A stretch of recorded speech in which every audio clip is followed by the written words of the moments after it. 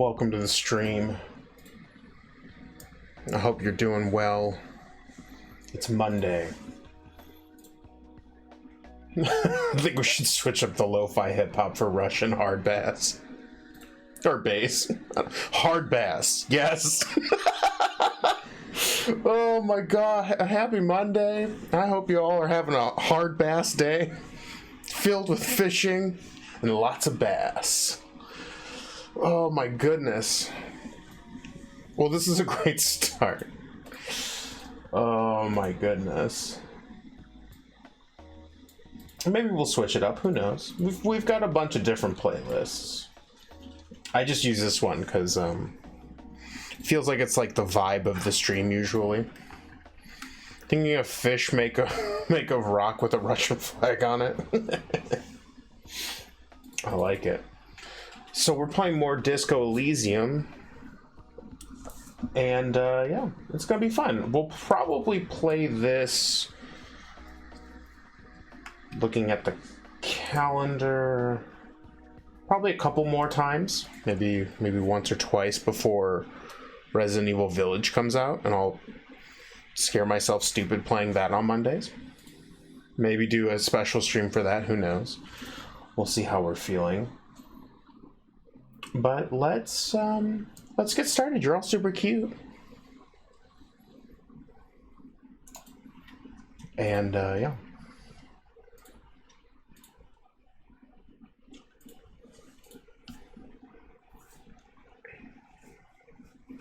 Oh, speaking of which, do you hear that in the distance? Do my headphones deceive me?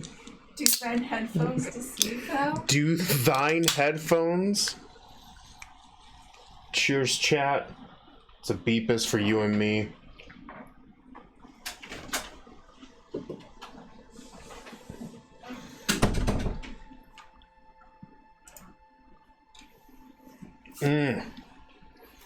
I'm loving this game though.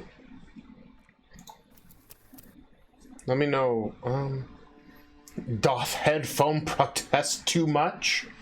It's true. I'm gonna bump this up a little bit. Odin had to come in because he thought some things.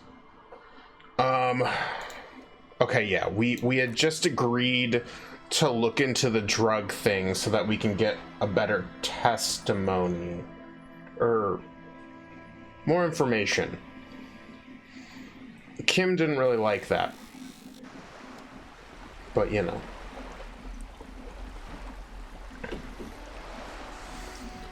So I'm gonna blind her with this light.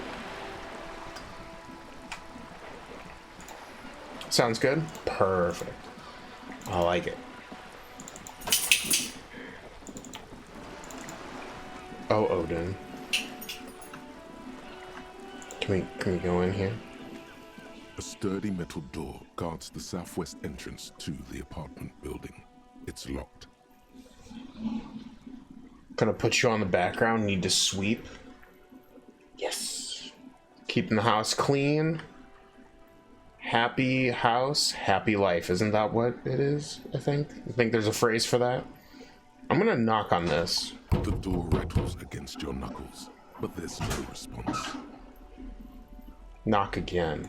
The door rattles again, but this time you hear an elderly woman's voice calling out from inside. Stop banging on the door! I'm not letting any more strangers inside. Oh, hold on. Who am I speaking to? Doesn't matter who I am. Now go on, get out of here. Well, this is the police. Open the door. The police? Everyone knows the police don't come round here. The hallways echo with her cackle, but I'm not joking. No, I already told you. I won't be responsible for any more strangers getting into the building. Oh, what the F? Go check the backyard door. Maybe someone there will. She trails off, leaving the sentence unfinished. I guess leave.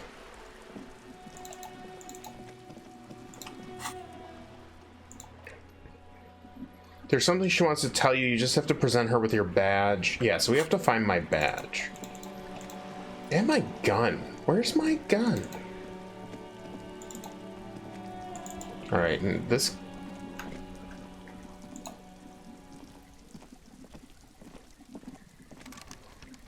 Oh, what's this? A balcony with a view to the yard and the hanging.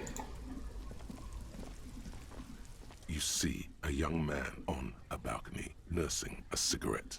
His eyes have been following you for a while. Oh. Not looking for any trouble, officer. He says in a quiet voice, despite the cold, his shirt hangs unbuttoned onto his frame. Too late, young man. Trouble's found you. Why are you whispering? It sounds like you're already in trouble. There's no trouble. I'm just speaking in a lowered voice. He says... I don't even know what that is. He says in a lowered voice. I don't want to be seen talking to the gendarmerie, if that's okay. I just want to finish my cigarette. Oh, I assume they're talking about me. It's the god of cigarettes and youth. Ask him if he's got anything to spare. Actually, the gendarmerie really needs to talk to you. Is it really that important? He asks you adjusting his shirt. Like a nervous cat, he keeps stealing looks at the neighboring windows. Okay. All right, but make it quick. Once I finish this cigarette, I have to run. Looks like you got a good view of the Whirling's backyard. Can you tell me something about the hanging? I'd even go so far as to say that the view is a little too good, my dear gendarme. Do you have an estimate of when the body will be taken away? Well, as soon as you help me. We will remove the body as soon as possible. Now tell us, where were you last Sunday? Oh. You already asked me that, didn't you? He waves lazily with his cigarette.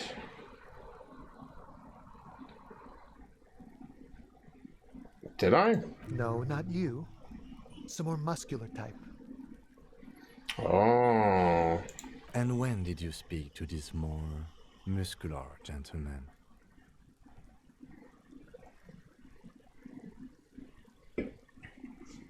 The lieutenant takes out his little blue notebook and writes something down.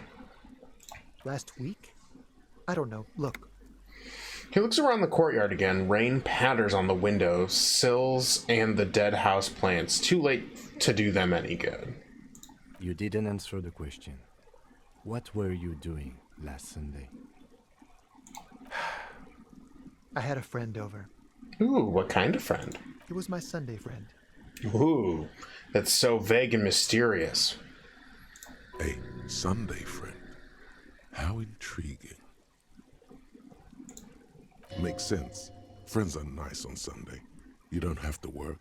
You can just spend time with pals, watching rugby and drinking beer. What's your friend's real name? Did he see something? He doesn't reply, gesturing no with his cigarette. Under the grey sky, the neighboring windows are streaked with rain. Someone hides behind a curtain. Those windows have eyes, and those eyes are watching, spying on you three. Can you tell me your name? My name? My name is Martin Martinez. Martin Martinez? Good local name. Let's go with that. Well, alright, we'll talk later. No. We won't. He takes one last drag of his cigarette before stubbing it out on the balcony. Now, if you'll excuse me, I really need to get going. Convince him to stay. Ooh, yeah. This isn't the place or time for questions. Who knows who might be watching from the distance, hidden behind the curtains. Hey, listen, lower your voice. I'm just trying to make things okay again. Can we meet again somewhere else? For a moment, the man on the balcony seems almost vulnerable. Something moves in the depths of his feline eyes. Compassion and a hint of understanding. Ah, yes, compassion. I am sorry, but I really don't have the information you're looking for. His voice is soft and deliberate. With a flick of his wrist, he sends the cigarette butt sailing over the rail. But, hold on. What's that? For a split second, his hand lingers, as though gesturing towards a stone placed right next to the front door. Oh. It's a sign. He's trying to tell me to look on. There's a key under the rock, maybe. Good luck with the investigation. He walks away. Ooh. With a swagger, I like it. Continue. He's gone. The lieutenant puts away his notebook and turns to you. We should run after him, see where he went. No point in running. Tenements like these often have multiple exits. If he doesn't want to talk to us, then he'll know how to hide himself. So we just give up? He could be a witness.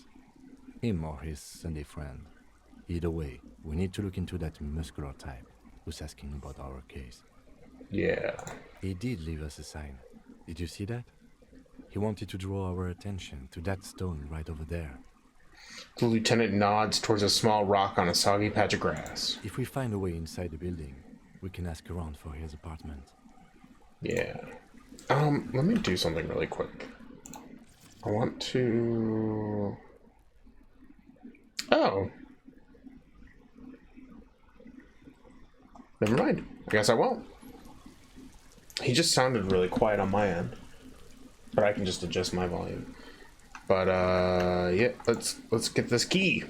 A stone, like any other, lying in a whirl of sleet and mud. Maybe there's something under it. I sure hope so. Turn it over. There's a key beneath it, rusty from the dirt. I thought rust was because of water. Okay. This must be for the front door. Pity doesn't have the apartment number on it. This building has many apartments, and the man can be in any of them. How are we going to find the right one? We'll just have to go in and see. Put the stone back.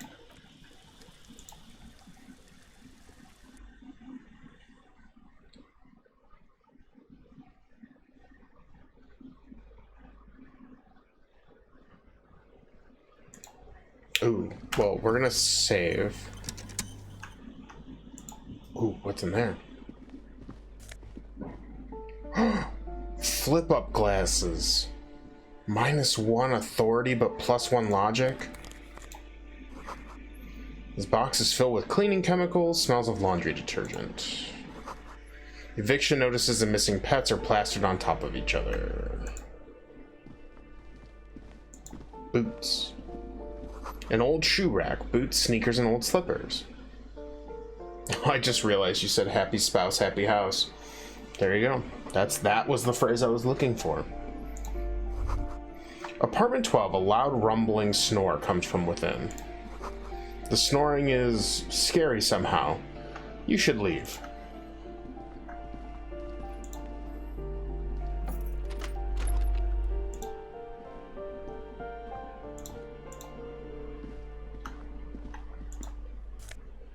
Money.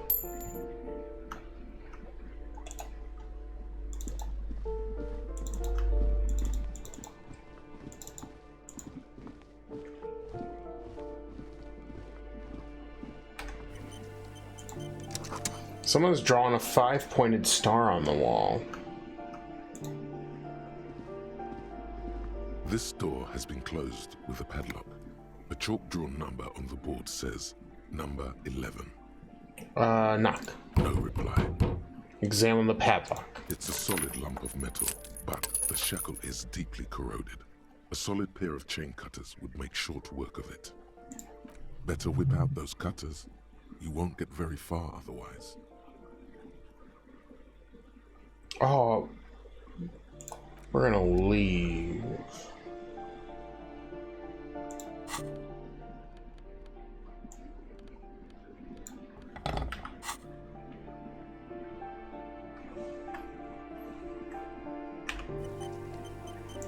This door has been closed with a padlock. But what are you doing? You're trying to cut the body of the lock with the chain cutters, and it's really not working. No. I believe it's the shackle you mean to cut, Detective. The lieutenant points to the corroded loop with a gloved finger. No. He's just trying to help. Don't take it bad. Relax. These chain cutters are broken, Kim. Perhaps you should give it another go. Oh, come on. What are you doing? You're trying to cut the body of the lock with the chain cutters, and it's really not working. I'm not good at these. I believe it's the shackle you mean to cut. He's just trying to help. Don't take it bad. Relax. Perhaps you should give it another go. I'm a little nervous because it keeps messing me up. You hear someone walking around inside, rearranging the furniture. The number on the panel says 10. Well, let's not. Walking stops abruptly, but no one comes to the door. You can feel tension on the other side. Knock again. A poor communard, from the looks of it. The room is barely bigger than a closet. This time the steps come closer. Who is this? Demands a female voice, wary and tense. This is the police. Open up. Do I have to open the door? You hear the clacking of heels again as the other side walks right up to the door. Her tone is now getting a defensive edge. Do you have a warrant? I'm not obligated to open the door if you don't have a warrant. Let's go. We don't have a reason to get inside that apartment. I suppose that's fair.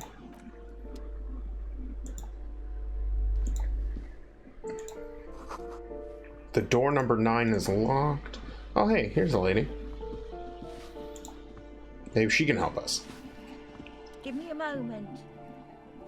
An elderly woman is leaning on her broom, her knuckles white as bone. She seems to be having difficulty breathing. The cold never does any good for my bronchitis.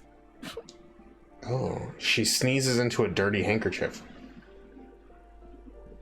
Are you alright? Should I call a doctor? I'm fine. Fine. Don't you worry about me. She starts coughing, red spots appearing on her cheeks. You're still worried. It's very worrying. Now, what do you want from me, policeman? I'm looking for Martin Martinez. Oh, you'll find plenty of Martins here. Don't you worry. She smiles a gap-toothed smile when she hears you mention a name. What do you mean? I wasn't joking. Pea-brain. Someone played a trick on you. Martin Martinez is a name for anyone who comes from Martinez, like Sim Jamrock or Raoul Ravachol. Oh. Oops. You really didn't get the joke there. I mean, I did. My character didn't. I thought it was obvious. Anyway, officer, we don't have the witness's name. Okay. How about a young male in his mid-20s, dark hair, skinny build, a smoker on the balcony? Yeah, let's... Yes, yes. I know who you mean. The scrawny boy who's always smoking like the devil, right? She looks at the other end of the hallway. Somewhere in the building, a child starts crying. You hear a radio tuned to a talk show and someone taking a shower. What's he in trouble for? No trouble, I just want to talk to him. Do you know where he lives? Talk? The cleaning lady starts laughing, but it turns into a violent coughing spasm. She squeezes her broom, trying to catch her breath. He lives upstairs in room 28. Go to the balcony. It's one of those doors there. He's usually home in the evening. Okay. Thank you. We should go check out his apartment on the balcony. See if he's home. Thanks, I'm off.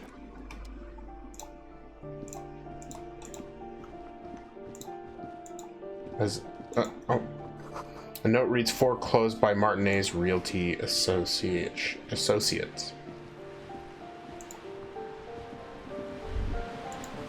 A shift in temperature. The air chills around you. Dust settles on the stony floor. Rub your sides for warmth. A former architect stands before a slice of window, a room plan in her hand.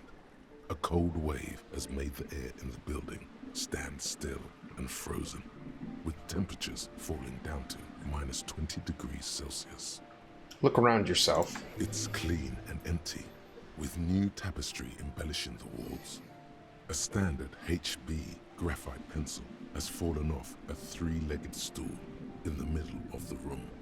Her face Is red from the cold. She's breathing on her fingers, clasping the plan. Traces of sadness are visible in her expression. the plan. Faint pencil lines on paper depict the same place, but a missing eastern wall connects the room with the neighboring apartment. Ideas for arranging the furniture have been jotted down. Okay. Shiver and finish the thought. Someone has torn down the wall. The wall. Ooh, a fridge.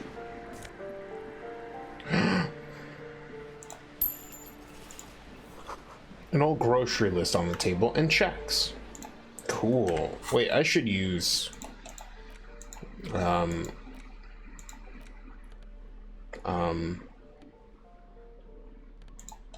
Wait. What?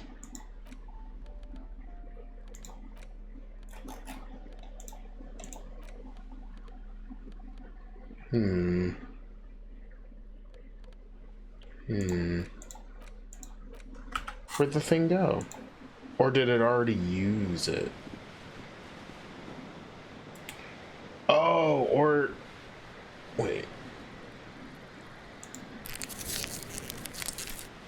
Oh, okay, so it shows up there as, like, just health items. Got it. Okay,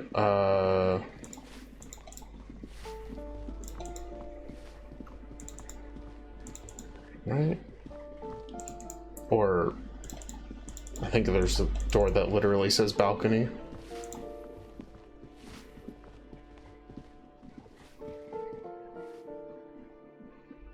Low on health? Put points in endurance. To kill the cyber demon, shoot it until it dies.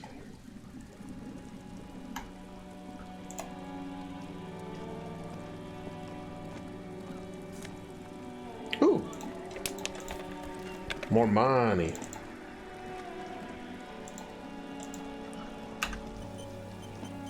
I'm saving for no reason.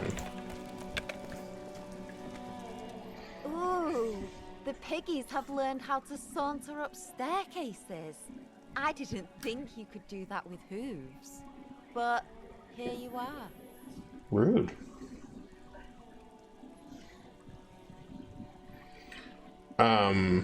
That's right, we've evolved. Yeah, I can see that. Cool mutations. She crosses her arms. That smell coming from her paint bucket.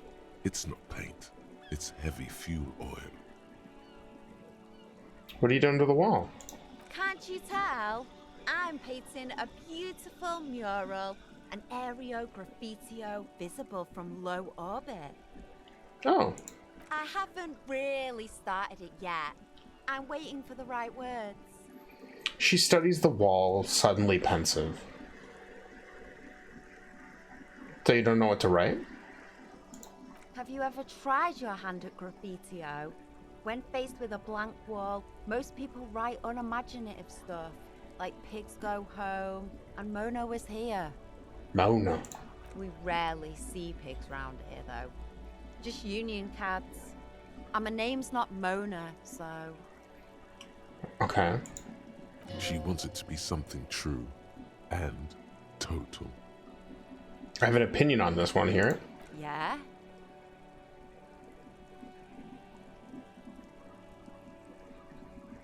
I love public art. Don't mind us. Keep doing what you're doing.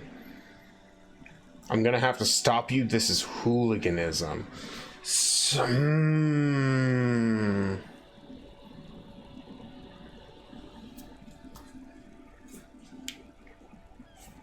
Decisions, chat. I'm not really sure what...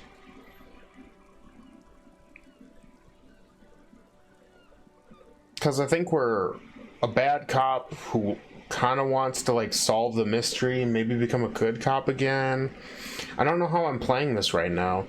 I know I'm based on my stats. We're, you know, or more sympathetic, or we can talk to people as opposed to like thinking about things,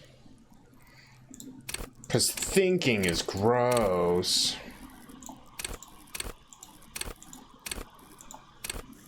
So but do we like this guy? I feel like I don't know if it's, I don't think hooliganism is an actual thing. I love public art. Don't mind us, keep doing what you're doing. Thanks. I'm sure the inspiration will come to me now that I have an official RCM stamp of approval. I figured. You've lessened her desire to deface the building. That is reverse psychology. Is that heavy fuel oil? Red dyed heavy fuel oil, intended for exclusive use in government vehicles, to be precise. He says, studying the contents of Cindy's bucket. What did you think I was using? Aquarels? Sucked it out of a cop's fuel tank myself. Back in Jamrock. Okay. She really did it. She's proud of it too. That's some clever cultural commentary. You ain't seen nothing yet, Piggy Boo. Alright. Catch you later, Cindy. Oh, what's up here? Door's locked. You can't get in.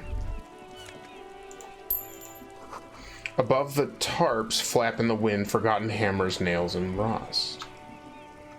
Oh, so maybe if we can get in there, we might be able to get some tools. But let's go in here. I'm glad that I didn't inspire her to make more graffiti.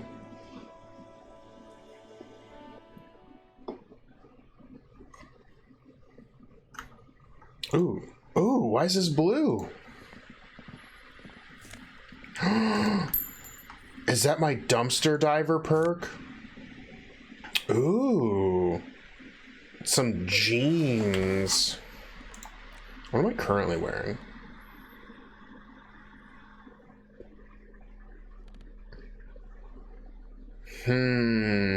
Probably want reaction speed.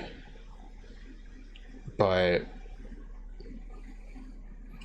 oh, so that's stealth. My stealth is literally 0. But I could change my reaction speed. What is my reaction speed? It's 2. Let's put on some jeans. Why not? Give them a shot. The pockets of these new jeans are perfect for sticking your hand into. Makes you look cool, calm, and collected. As your hand enters the pocket, your fingers brush against something. Soft, yet crinkly. Take the item out. Hey, it's a chewing gum wrapper. It reminds you of the fruity juice of apricots. You should inspect it closer if you have time. Something about the wrapper's texture is familiar. Oh. Not familiar in a good way, you might say. There's pain in there somewhere. Oh. Well, I'm a glutton for punishment. Let's do it. A crinkled chewing gum wrapper. The worn label reads, Tutti Frutti. It smells faintly of apricots with a barely noticeable twinge of cinnamon. Why do I even care about this? Good question. There is no answer or secret phrase written on the inside of the wrapper. Yet you're drawn to it. Okay. Drawn by regret. Stop before you hurt yourself with the Tutti Frutti wrapper. Throw it away, please. I'll hang on to it just in case. You carefully fold the wrapper into a square before putting it back into your pocket, lovingly even, despite the strange feeling of regret. Okay. Maybe it'll be important later. Who knows? Someone's been sleeping here recently. Enough coal to last several winters. Smells like chemicals. Oh, it's a wife item. Yeah, I probably do have like an ex-wife or some kind of struggling marriage. Perhaps, maybe we're like estranged but not yet divorced. I think that's what estranged means. Like you're not living together, but like you're still technically married by law. Isn't that how that works? I might be an idiot. Okay, so that wasn't the actual balcony, and that's just the front door. Wait a minute. Give me that. Give me that money.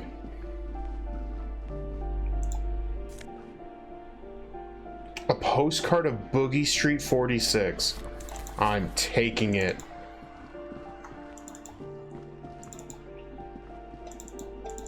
Oh, here's the balcony.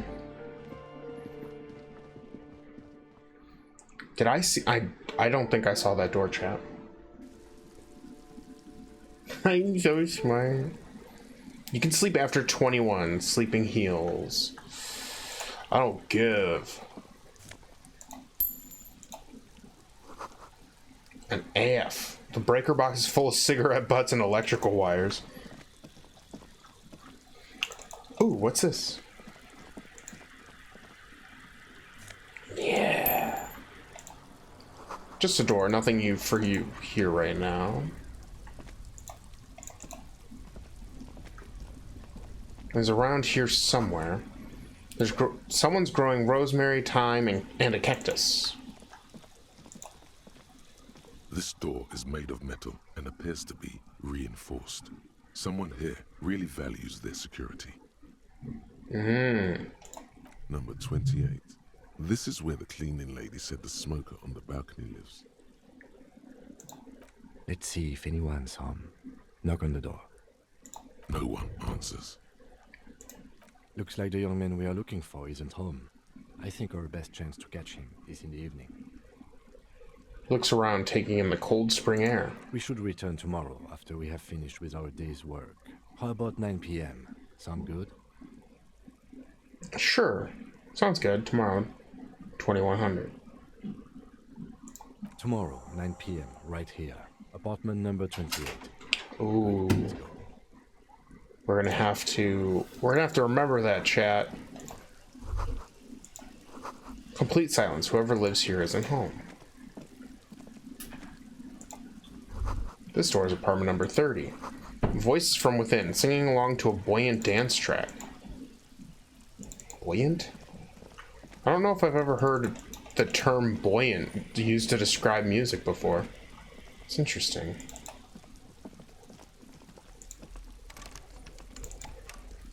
Okay.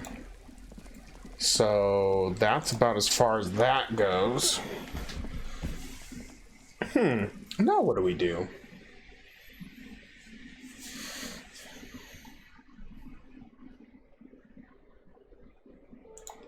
I guess we can leave.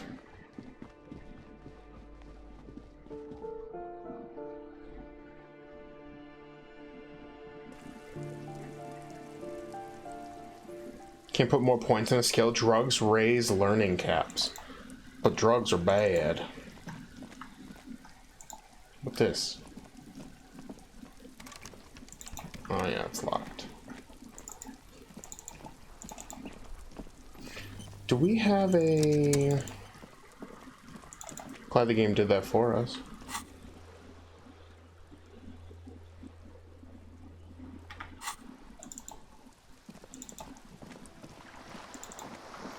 Okay, well I can't talk to her until I've... Maybe I can turn in some, Oh wait, we never went up here.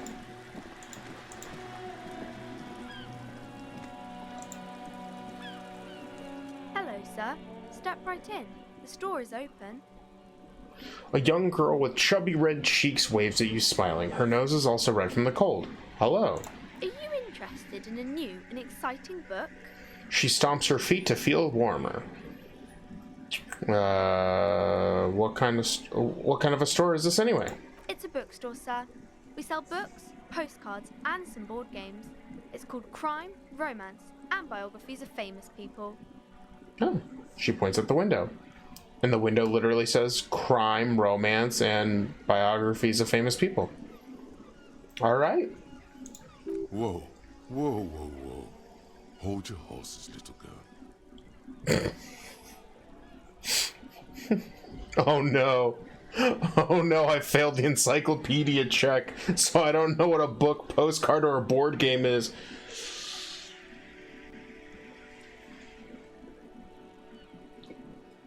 Ugh, don't be ridiculous. I know all these things. You're fooling nobody. Don't you sass me. Sir, are you okay? You've been standing here silently for a while now. Her voice suddenly reaches your mind. Is it okay if I ask you some questions? Okay, sir. I'll try to answer any questions you have. I hope they're about books. What is your name? My name is Annette, sir. My mum, her name is Plaisance. She owns the store. She's inside minding the register or organising the stock. The girl gazes at the window, then suddenly jolts, her eyes wide as if recalling something. Feel free to step in and browse our wares. And you're standing out here in the cold because? I'm signalling that the store is open. Otherwise, people might not know. They'd miss out on the crime, romance, and biographies of famous people. Okay. A sudden gush of wind turns the pages of the books on the counters. She covers her face, smiling. But she's cold. You're cold. Can I help in some way? Kind of you to offer, sir. She doesn't know what else to say. What could you do to help her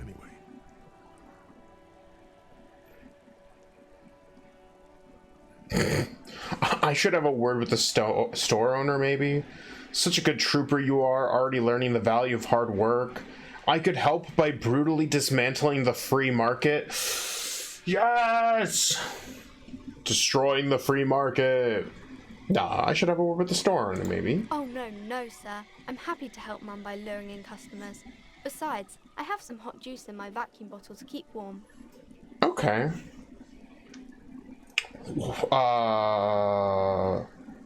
Okay, bye. I don't... Well, what is this crime business? Crime fiction is about murders or burglaries or things like that, and the work of a policeman or a private detective who's trying to solve a crime and catch the criminals. Okay, I get it. Crime murders gets the people going. And it's kind of like a puzzle too. You can guess who the criminal is or how the good guys are going to catch him. I'm a policeman myself, by the way. You don't look much like a policeman. She examines you as if to find something policeman-like. Oh no. I thought this was a Christian anarcho-capitalist stream. It could be whatever it wants to be. Today it may be, tomorrow we destroy the free market. Okay. Huh? Well, what does a cup look like then? Didn't mean to offend, sir. Sorry, sir. It's just that you don't look like Dick Mullen. She points to a book cover on which you see a strapping Vespertine officer. He stands grimly over the body of a dead woman.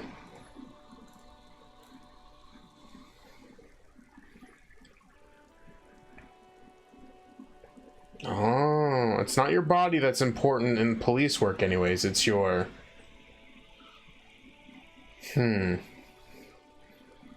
I used to be exactly like that Mullen guy, then I decided to live a little. Or, you know, nobody actually looks like the guy in the picture, that's just just a stupid fantasy of a man. Or, wow, look at that guy, I'll never be as good as him. How do we feel?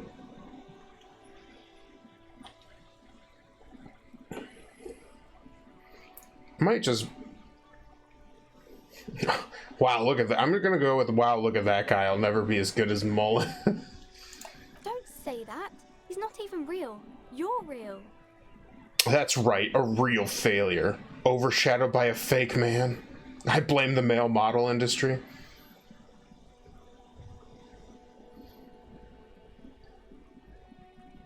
That's right, a real failure. Overshadowed by a fake man? That's harsh. I don't really want to deal with this. It's too much. Damn. Cheer up, sir. It's much easier being a fictional character. He doesn't have to deal with real things. Fair. Maybe you can show me some real deductive police work, sir. Like in the books.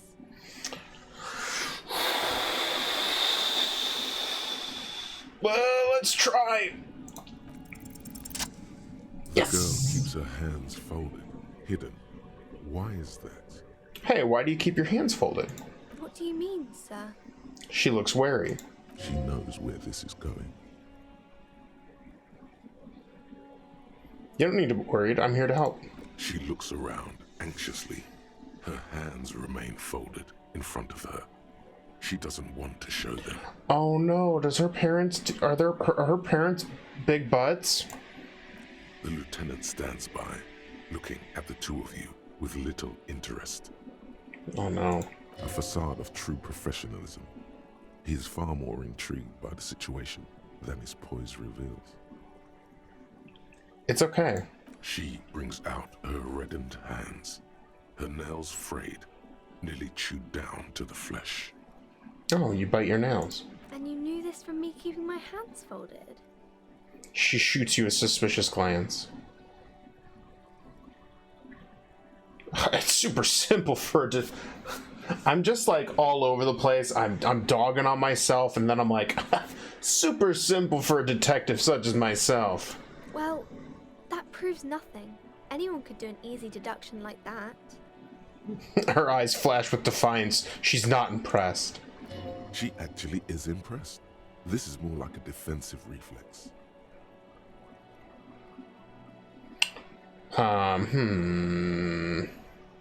Want more? I bet I can figure out why you bite your nails. I got a few reasons in mind. She nods, half provocative, half enthusiastic. Rats have been nibbling on your fingers. Child labor in dismal working conditions. Chewed on nails means you're recycling your body material. It's an intense dedication to the way of business. There's no riches without personal sacrifice. No, you're uptight because of your mother and the pressure she's putting on you. Maybe so, sir. Okay, I know it's a bad habit, and I shouldn't. Either way, another ace deduction by the #1 detective in town. It was okay, sir. She's still got a rebellious streak. There's more that can be achieved here. Ask her to do the same. You think so? Fine, do better. Do something about me. You're quite sober. She snaps back quickly. The lieutenant does not flinch at the comment. He does not flinch even a single bit. He is intensely not flinching. It takes effort.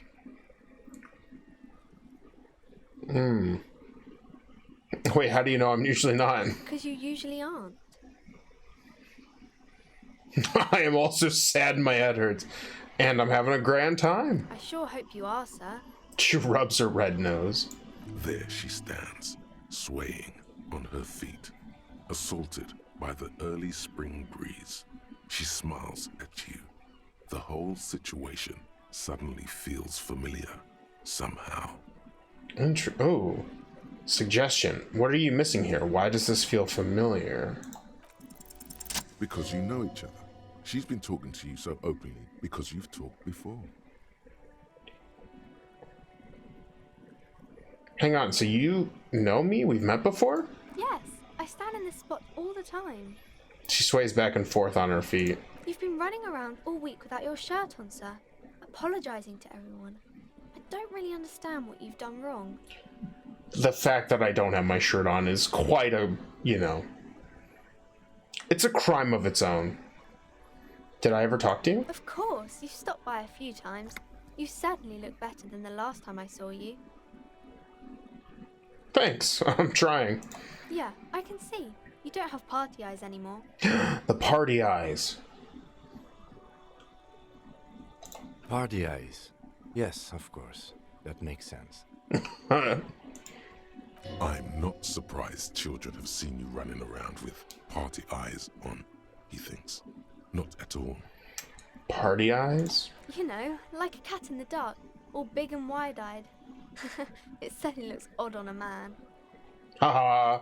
The swiveling eyes of a loony drug addict. That is what she meant. You were probably gurning too. Fuck yeah. You should get some party eyes right now. Snap those sequins on you, boy. Oh. Does that mean I've been partaking in narcotics? Oh, baby. That's not what you have to worry about. Worry about the important thing. So why didn't you tell me you knew me to begin with? I didn't know I had to do that.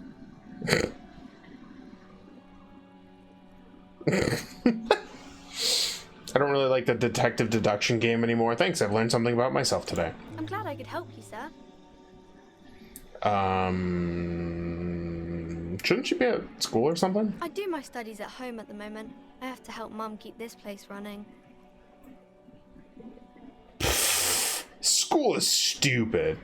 Isn't going to school more important than this? Mum says it's necessary to do both because it builds character. Mum says a proper worker is dutiful. That's how you get ahead in life. You succeed.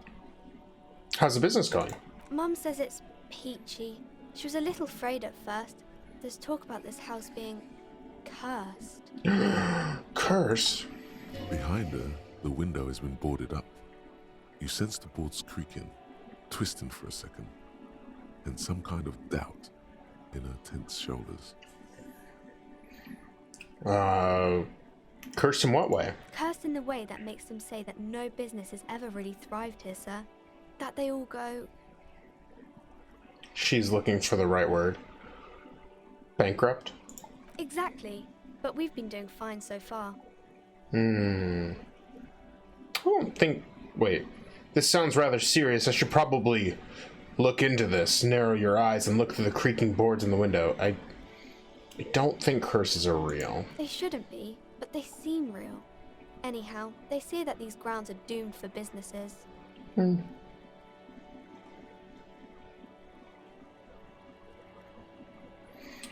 They're not doomed, but your mother should learn from their mistakes. Of course, sir. She doesn't know what else to say. You know what? Okay. Good. Okay, bye. See you around, Annette. Maybe we can go in? Talk to the mother, maybe?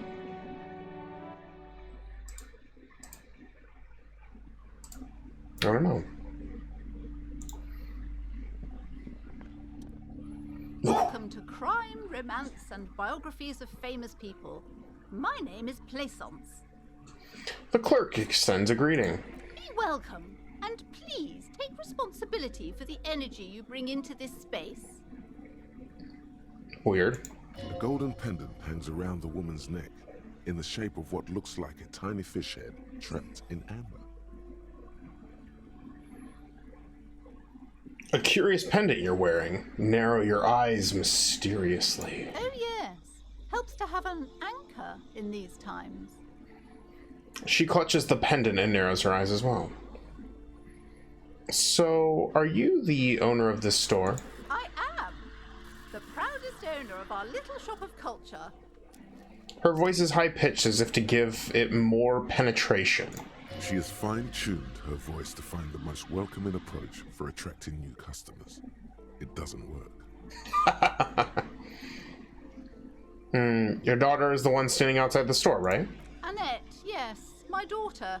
I hope she wasn't slacking off again with her nose in science fiction.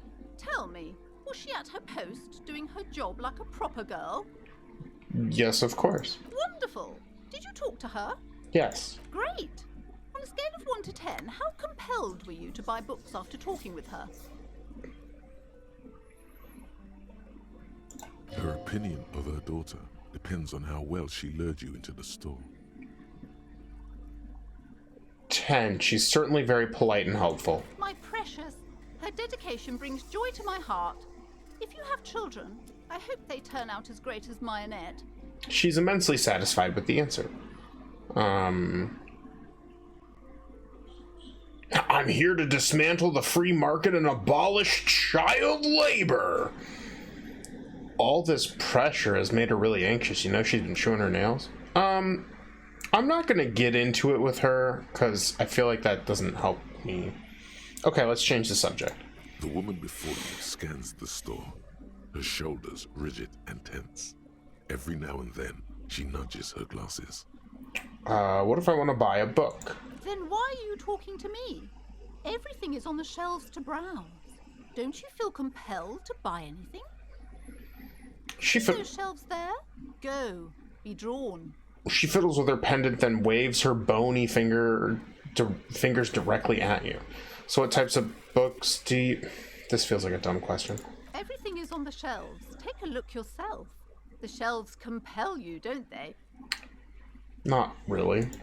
She's attempting to mentally direct you towards the shelves. She only wants you to buy the goods. She doesn't care about the books. Alright, I'll take a look at them then. She smiles and nods, seemingly relieved. Farewell for now, book peddler! What do books do in this game? Do they do anything, or is it just like lore? The display rack is brimming with worn paperbacks featuring an extremely muscular, sword-wielding barbarian on the cover. Nearly all the titles contain the word Hyundai somewhere. Storekeep, tell me about the Muscle Man books. Oh, Man from Hyundai. A very popular series of adventure novels. They're awfully immoral and violent books. Why are they so popular? Blood and violence, scantily clad women, epic narratives, all those mystical things he encounters. They're bound to grab those with little imagination and nothing to do. That sounds good. Which one should I start with? What does it matter? They're all the same. However, the customer is always right, they say. She rolls her eyes and fiddles with her pendant. If you're a novice of the series, I'd recommend Hyundalaman, the man from Hyundal. It's supposed to be a good introduction to the series. Ooh, cost $9? I just got $9. Leave. These books are too expensive for my blood. I need more money. And I need my gun.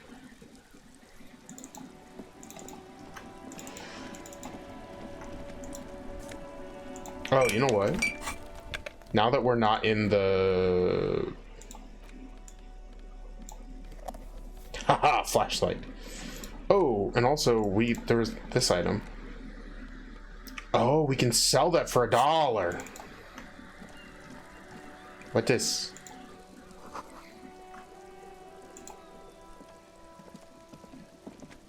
An old call box with a matrix of push buttons lists all the companies in the East Delta Commerce Center. Twitch apps being a butt. I'm sorry to hear that. That is unfortunate.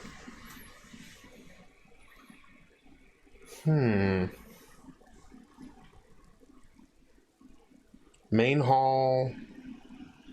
Andrew Orlando Hare. Artem Mitep's boxing for young athletes in gym. 24-hour window. Fabrone's taxi. Emma's fashion. Oh, none of these strike me as things I need to do. That's a nice, refreshing sub you got there.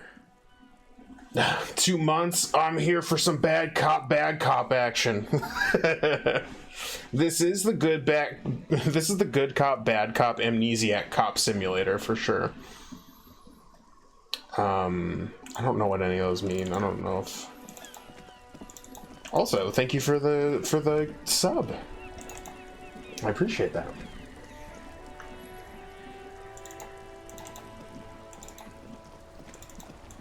I wonder if there's more down here.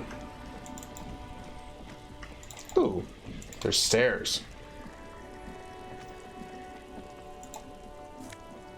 But yeah, so far, been a terrible cop. So, you know, there's that. I'm so happy to see my boy Cody grow. Oh, fingerless gloves? What are my gloves interfacing? Oh, master machines, pick locks and pockets, so we could... we could become even hotter with our fingerless gloves. I just need him to cry at the end of Persona 4. Gotta get used to saying resub. You have returning losers daily. Well, thank you for the resub.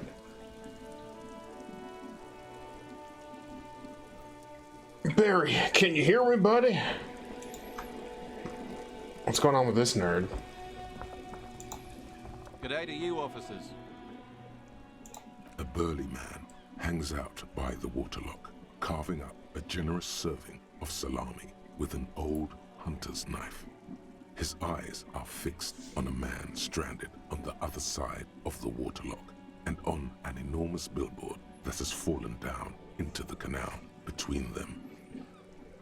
Oh. Negative 300 channel points, lol. It's true. You get to highlight your message. His posture is relaxed.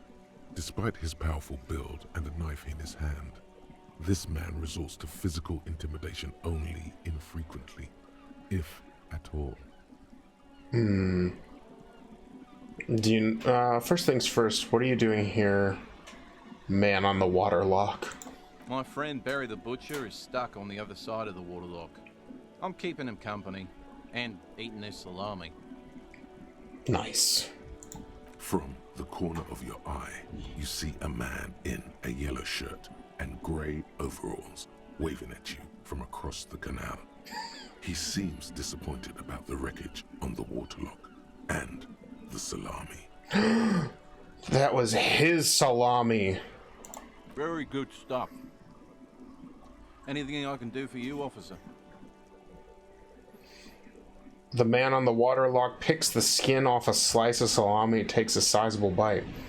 Do you know what caused this wreckage? I wasn't here to witness it, but those look like tire tracks on that sign. Weird, huh? Then again, plenty of daredevil drivers in Rivershell. The words daredevil driver sound ominous to you. The salami thief. Yes, we must kill him and take the salami. It also takes a year and a day to repair anything around here, especially a waterlock. The rest of the coast is closed off till then. Can I have some of that salami? Do you know what's further down the coast? Well, there's the fishing village, an abandoned fish market, a bizarro church. Not much use to the congregation, though. There always seems to be something wrong with it. He thinks for a moment. Yeah, not really much else. Just bombed out ruins. Okay, bye. A couple of indicator lights are missing from this control panel. Loose wires dangle from the now vacant holes. In the middle is a lever. Beneath it, a small metal plaque. Who knows? This panel usually closes the waterlock, turning it into a bridge that lets you cross the canal. But there's a crashed salmon and butter sign in the way. Pulling the lever probably won't do anything. Okay. So we would need to figure out how to... What's this? Waterlock out of order until Wednesday. What this? Roy's Pawn Shop. Fast cash for faster times. Yes. It's time to go to a pawn shop. Sell my clothes, buy booze.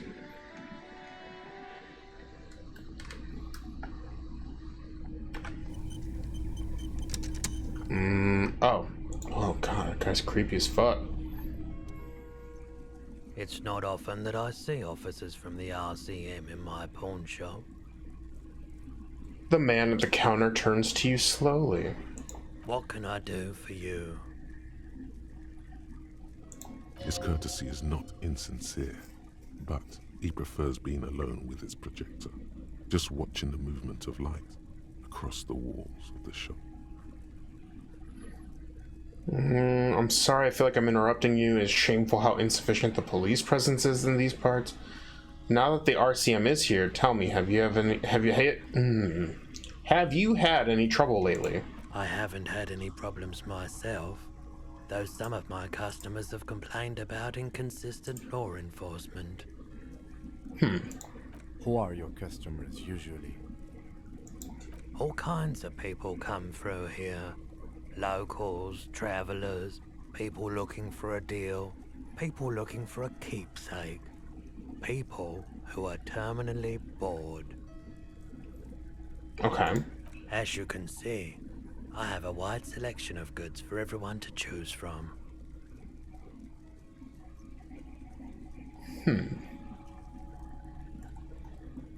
It's quite the collection indeed. It keeps me entertained. His attention is drawn once more to the play of light and the shadow on the walls behind you. Entertained? He might be high. If he is, on what? Is Roy high? Ooh. Yeah, let's do it. We got the fingerless gloves on. Let's do it. Feeling warm and enthralled by the movement of light, while the mind continues to race forward. Lucky bastard. He's probably on Parolidon. It's tough to come by on the street. Parolidon, what is that? A drug developed by the military to treat and prevent radiation sickness. It has psychedelic side effects, and it makes your eyes turn yellow.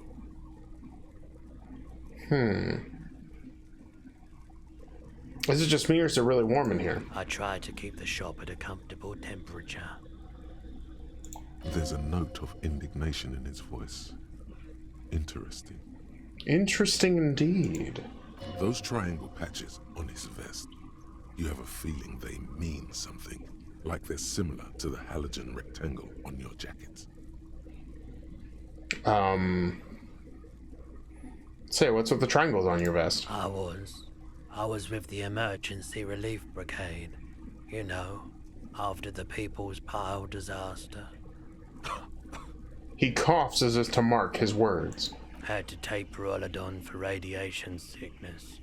That's what you were hinting at just now, wasn't it? He's taken it for mental and emotional, not physical pain these days. It must have been tough, radioactive cleanup. There's a reason why everyone's tried to forget any of it ever happened, and why no one has tried to repair or replace the pile. So much disappointment, and early deaths. Cancer mostly. And we knew all that was coming even as we were cleaning up as best we could. Whose fault was it that the generator failed? No one's. Everyone's. He sighs and shakes his head. I like how I'm flashing a flashlight into his head, like, are you having a good day? Are you on drugs? As I'm just blinding this man. So much bitterness. A bunch of poor people built themselves a primitive nuclear reactor, hoping for the best. What do you think is going to happen? The People's Pile, what's that? A bad idea. Some poor leftist built a particle decay generator in hopes of bringing affordable electricity to underserved communities. It malfunctioned. Radioactive waste everywhere. Probably some of it in you too. Tell me more about this emergency relief brigade you were part of. We were an all-volunteer force. Self-organized. Tried to help the fire brigades contain the spill. I lived by the river since I was a small boy. The Esperance. Didn't have the art to let it all go to shit without trying to do something to help out. There wasn't much the volunteer force could do, however. We wasted years in the river mud. Years getting sick.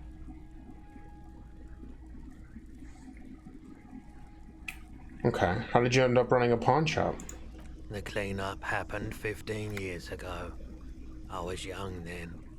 Later, my second aunt died. Left me this shack and all the assorted junk in it. So I came to Martinez. People told me don't go there. It's a shithole. I said, people, we just had a nuclear pile meltdown. I'm gonna get as far away from Forburg as I can.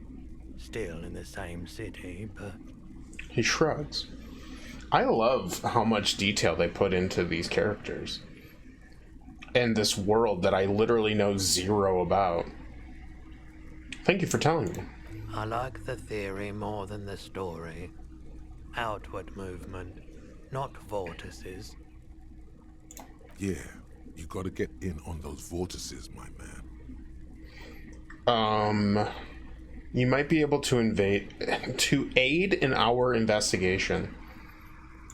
I doubt it, but I can try and answer any questions you may have. Know anything about the recent hanging? I do my best to keep my distance from all manner of butchery. Bad for business, bad for everyone.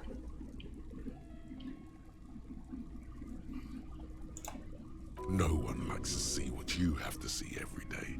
Actually, that's all I've got. The pawnbroker's gaze is already fixed on the dancing colors. By the way, do you happen to have any guns like the ones carried by cops? Someone else came here earlier today asking the same question. I promptly sold her the gun you pawned a couple days back. I sold my gun for booze and alcohol. Classic me. God, this is just like Hangover, but I'm also a cop and now everything's shit and I have to fix my problems that I caused.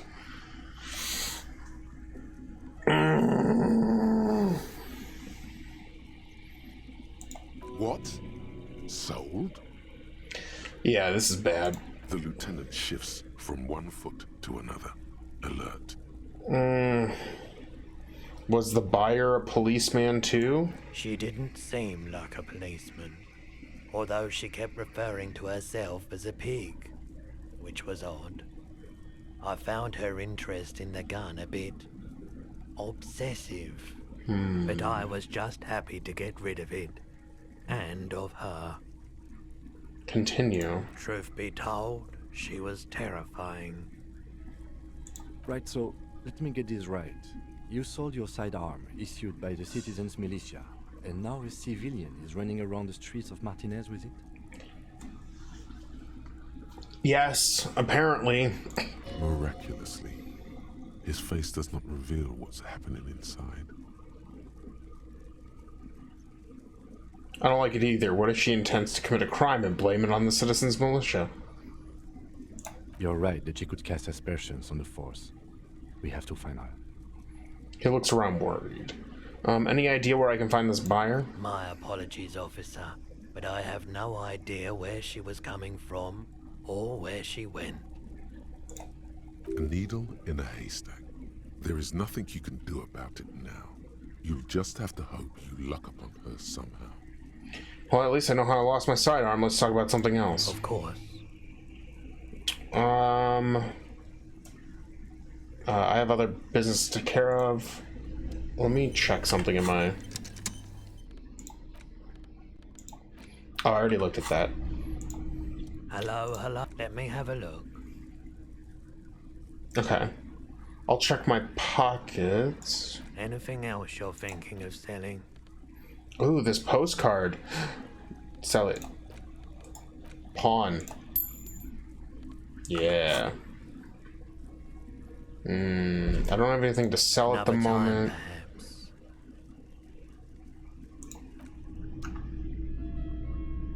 Oh, what this? You see rows of toy soldiers guarding the rest of the trinkets displayed on the table. Some on horseback, others in rags, others yet in bright blue uniforms. Oh, All dude. are stern and unyielding in their duty. This is his anime collection. Try to find something pretty and cool here. Then use it to win her back. Win her back? Yes. Buy something nice. A figurine. That doesn't feel right for some reason. This sounds off. You shouldn't trust this guy. I'm gonna Buy her a waifu. Can I get her a waifu figurine? I guess let's interface. Everything you pick out seems faded, chipped, and sad somehow. Most of them are just broken toys. Yeah, let's... I only want my waifu to have the best waifu stuff. A bust of a woman, the plaque simply says DEI. In the dark, a film projector is whirring away.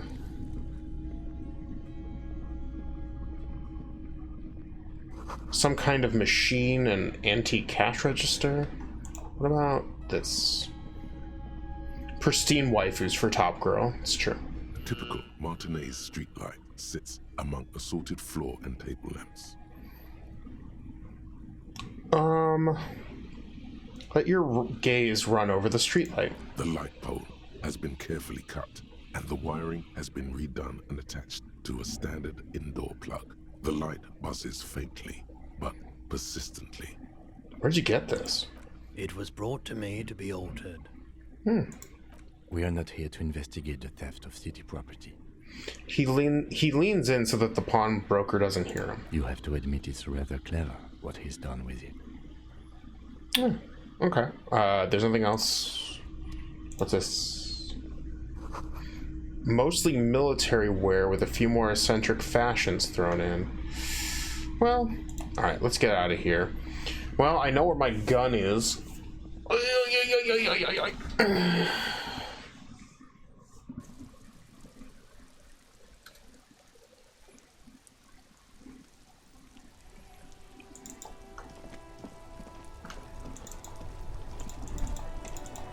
Question for chat and people who are watching the VOD later. How do you feel? So in this game you have amnesia. Who would have thought?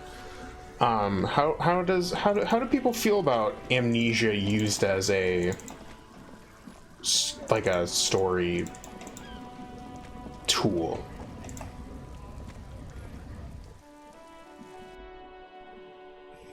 I have thoughts on it, but I will say in this game it's done in my opinion pretty well. I'm gonna guess the gun is with the person who has your badge. Stands in the corner. A sign says 1 bottle equals 10 cents. Ugh. Your bottles clunk into the machine, and the money appears with a satisfying jingle. You're a richer man now. Yes. You're 100% sure you got special Hobocop money for that tier. At least 100% extra tier money. If the numbers on the machine told you otherwise, it's a lie. Okay. Well, we almost have 15 bucks.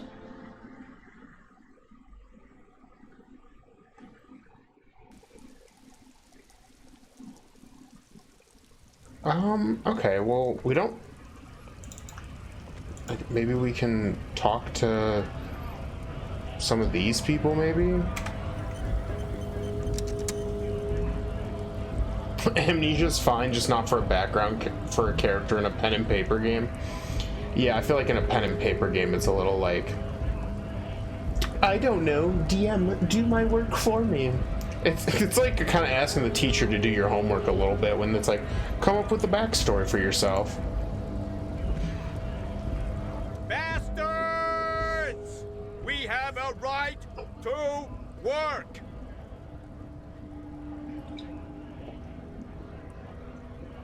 The man yells towards the harbor gates. His voice is the loudest of the lot, and oddly screechy for a man his size. What's going on here? Hold up and stay frosty, everyone. Cops are here.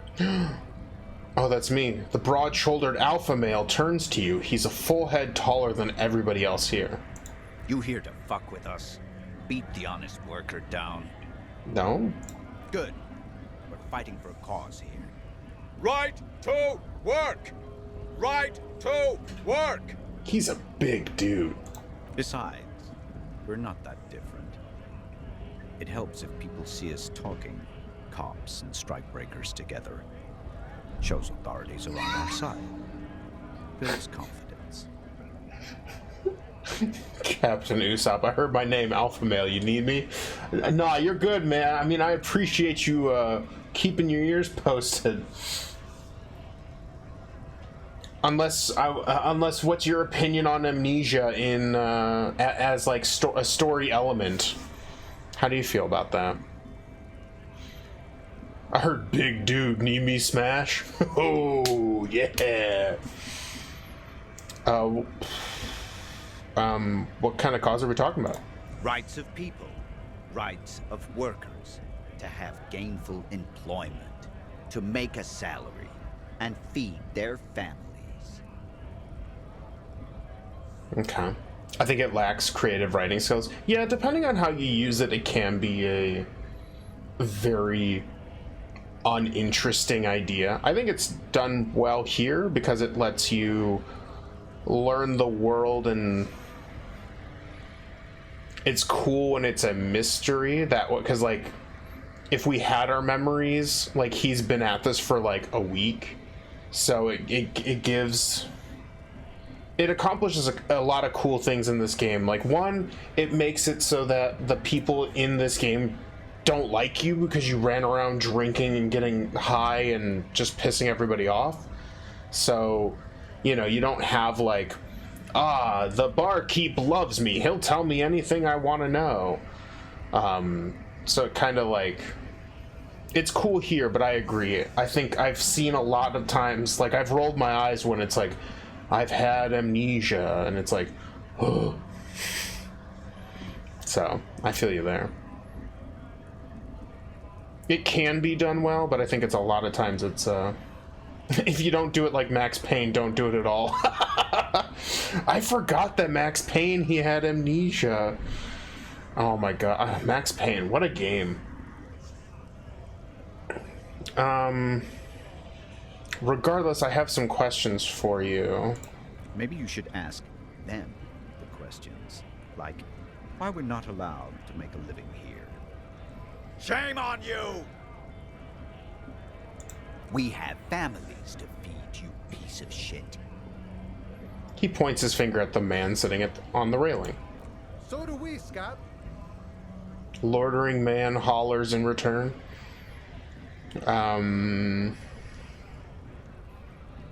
I want to get into the harbor too. Have fun. Union shits are on full strike. Don't think they're going to let you through the gates.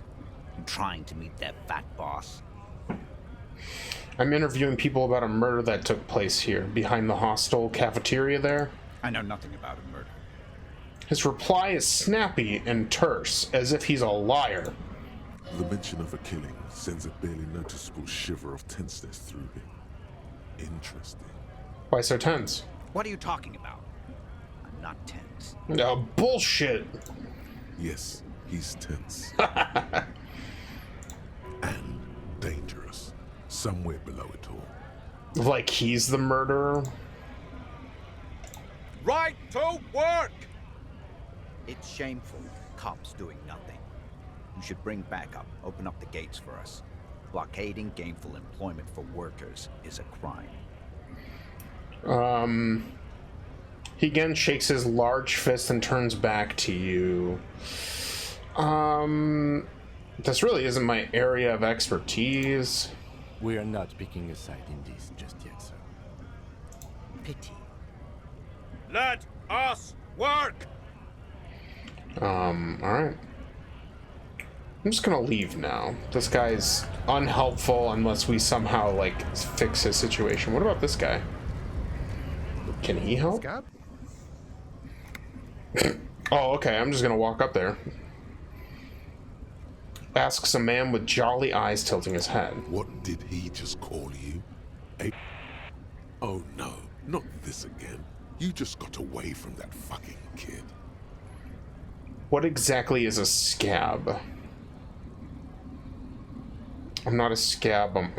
What exactly is a scab? A kind of a worm, content with mere survival. They come, they want to do our job for shittier pay, screwing over both themselves and us. Everybody loses. You don't seem to like them much. Gotta be bloody stupid or freaking evil to scab. Or I guess scared, maybe. But scared of what? Of who? He looks at the mask, squinting his eyes as if trying to ascertain what they're scared of. Personally, I'd rather beg than scab. If the gentleman shouting on the street came begging, maybe they'd have gotten something. Maybe try talking to them? We've explained the matters, but they don't listen. This lot would be reasonable and go home if the big guy wasn't riling them up all the time. I'm not a scab, I'm a cop.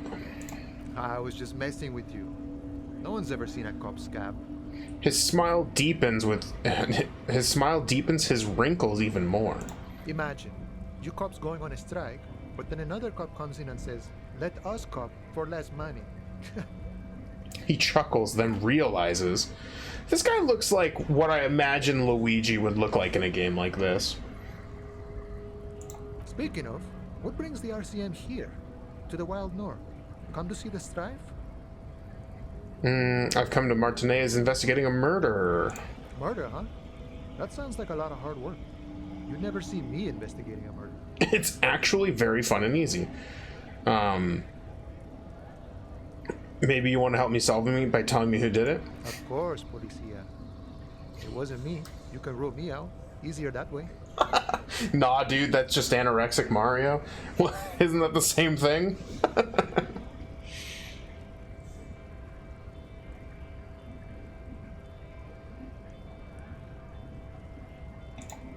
Should we?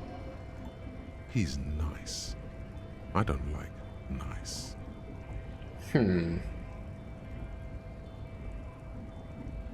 I need to know what's behind these gates. I'm exploring. My friend, I respect the right to roam. The open range awaits. He gazes over the roundabout with a glint of longing. Does this mean you can let me through the gate? I don't operate in that capacity. I'm not a granter of passage. The passage grants itself. He takes a swig and points up the stairs. Okay, that's simple. I just walk in. Aye. Walk right past Measurehead and go in. Past Measurehead? Yeah, the 2.5 meter tall Semini supremacist there. Walk right past him. Right. Then press the button to unlock the door. Aha. Then go past him again. Okay. And you enter the arbor through the office. Está. For some reason, it doesn't seem like it's gonna be that easy. Gotcha. I think I have some questions for you first. The man whispers a jaunty tune. A coastal breeze ruffles his hair. Oh, well, I already know what the strike's about, so nice talking to get moving. Alright. What's this? I noticed, in case of a strike, press the button behind the guard. A hermetically sealed door locked by electronic means. There's no lock picking or door kicking this one. What? Rude. I'm quick saving for no reason whatsoever. Measurehead makes all men quiver. I'll just... Measurehead is law. Nobody betrays your degeneracy. Okay. Yeah, Measurehead. His body totally betrays his degeneracy. The young woman at the giant side agrees. Don't say anything. Size him up first. Say nothing. Size him up first. Are you admiring my morphophysiology? A ripple of muscle passes underneath his skin. He lets you look. How kind. It must be frightening to stand in the shadow of this racial pinnacle. Be calm, Sandwich.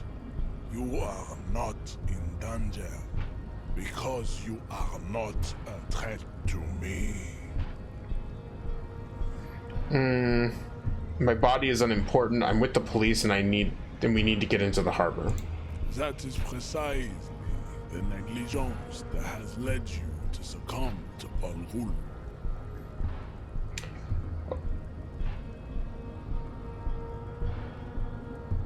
What?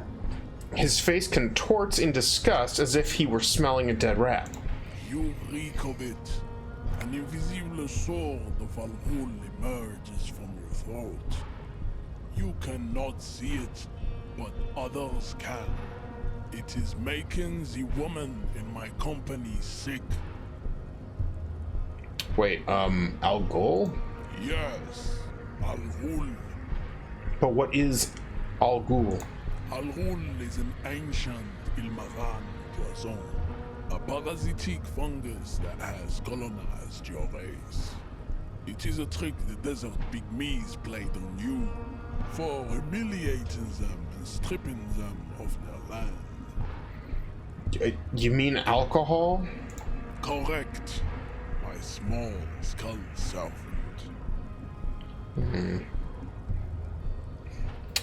So I'm a servant of alcohol, but I still need to enter the harbor.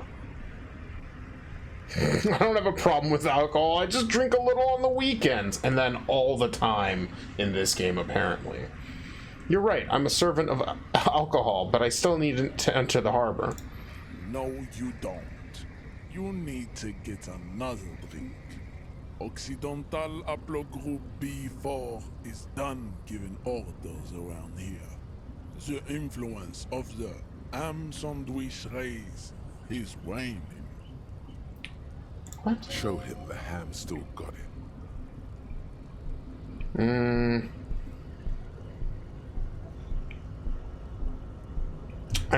Okay, so... Actually, I think the ham sandwich race still has it in them. I am the police and I need you to comply now. The race stuff is unimportant here. I just need you to help me to do my job, please.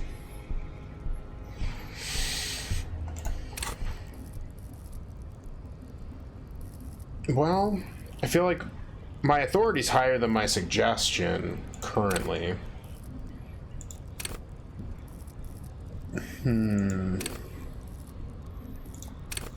I guess I'll go with don't be a bee, show him strength. Yeah, I'm gonna take a step closer. I'm the police and I need you to comply now. Jerking motions, signs of a late-stage neurodegenerative disorder. How far the Occidental Haplogroup has fallen. You were once a noble and powerful race. Okie dokie. You gave the world eugenics, electricity, and powerful weapons of war like missiles and aerostatic aircraft. You made great gains in metallurgy, race theory, and statecraft. Okay. You dominated lesser cultures, like the deformed Hemians and the inexplicably potato-obsessed Quakers. But now your ascent to the genetic summit has halted. You are obsessed with sadness and with frivolous pop culture. Okay. You will be superseded. Isn't that right, babe? Cool. It is, baby, yeah. You know it. There is a button right behind him, just out of reach. It must be the one that opens the door to the harbor.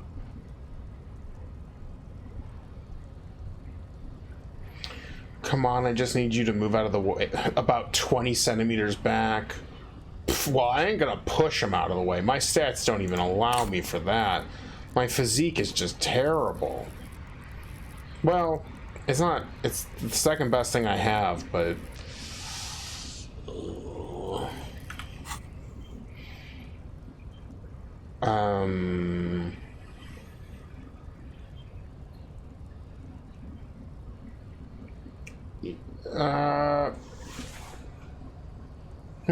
I feel like I'm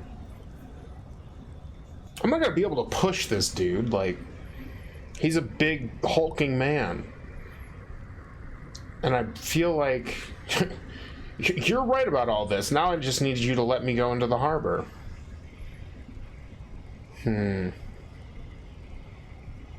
Well, let's push him out of the way. Let's see what's the worst that can happen, right? That is right. You should leave the stage of history with dignity by inviting the other races to a great world war. Bring your troops to the Semenang Islands and to Boogie Street, and we will pulverize you. When you are gone, we will build a museum. We gonna die. The walls will be lined with bottles of Al Ghul, your beloved beverage. Inside, we will store the odes to homosexuality you call art, and your microcephalic skulls. Okay. This is your chance. He's talking. Rip into him with a punch and catch him off guard. Oh, that's not gonna be great. No, don't rip into anyone. You're sensitive. Remember? Communicate. Yeah.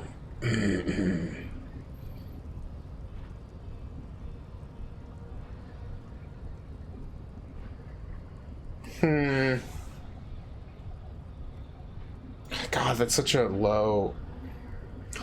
He's monologuing. He really is. Know anything about this mug? He does not so much as glance at the object.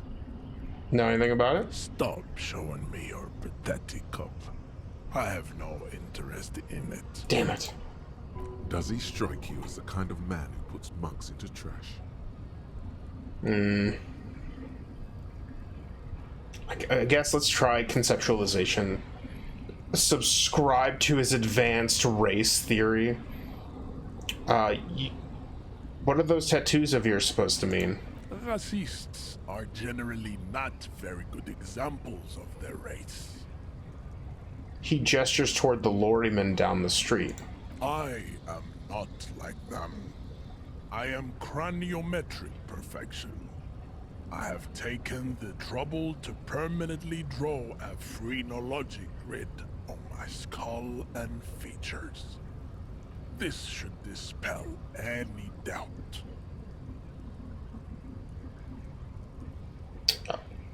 I'm gonna just say nothing. Your silence betrays your inferiority. You do not have a reply. You should enter a deep race slumber. Perhaps in 4,000 years, there is need for a servile homunculus. Alright, we'll try conceptualization. Let's do one first. Maybe we get a... You serve the Union, don't you? Aren't they white? Don't be vulgar. White or not has got little to do with this. The race enigma runs much deeper than that. He turns his eyes toward the harbor, seemingly bored with you. There must be some friction there. He's keeping it well hidden, however. Yeah, but you still serve them. How does that factor into your life? Mr. Clare is a man of vision and means. He has the will to confront polycultural capital, something your race, naivistic communists, never did. Okay. Also, to serve is noble. It takes discipline. Your petulant individualism has only contributed to your race failure. It is lax and moronic. I'm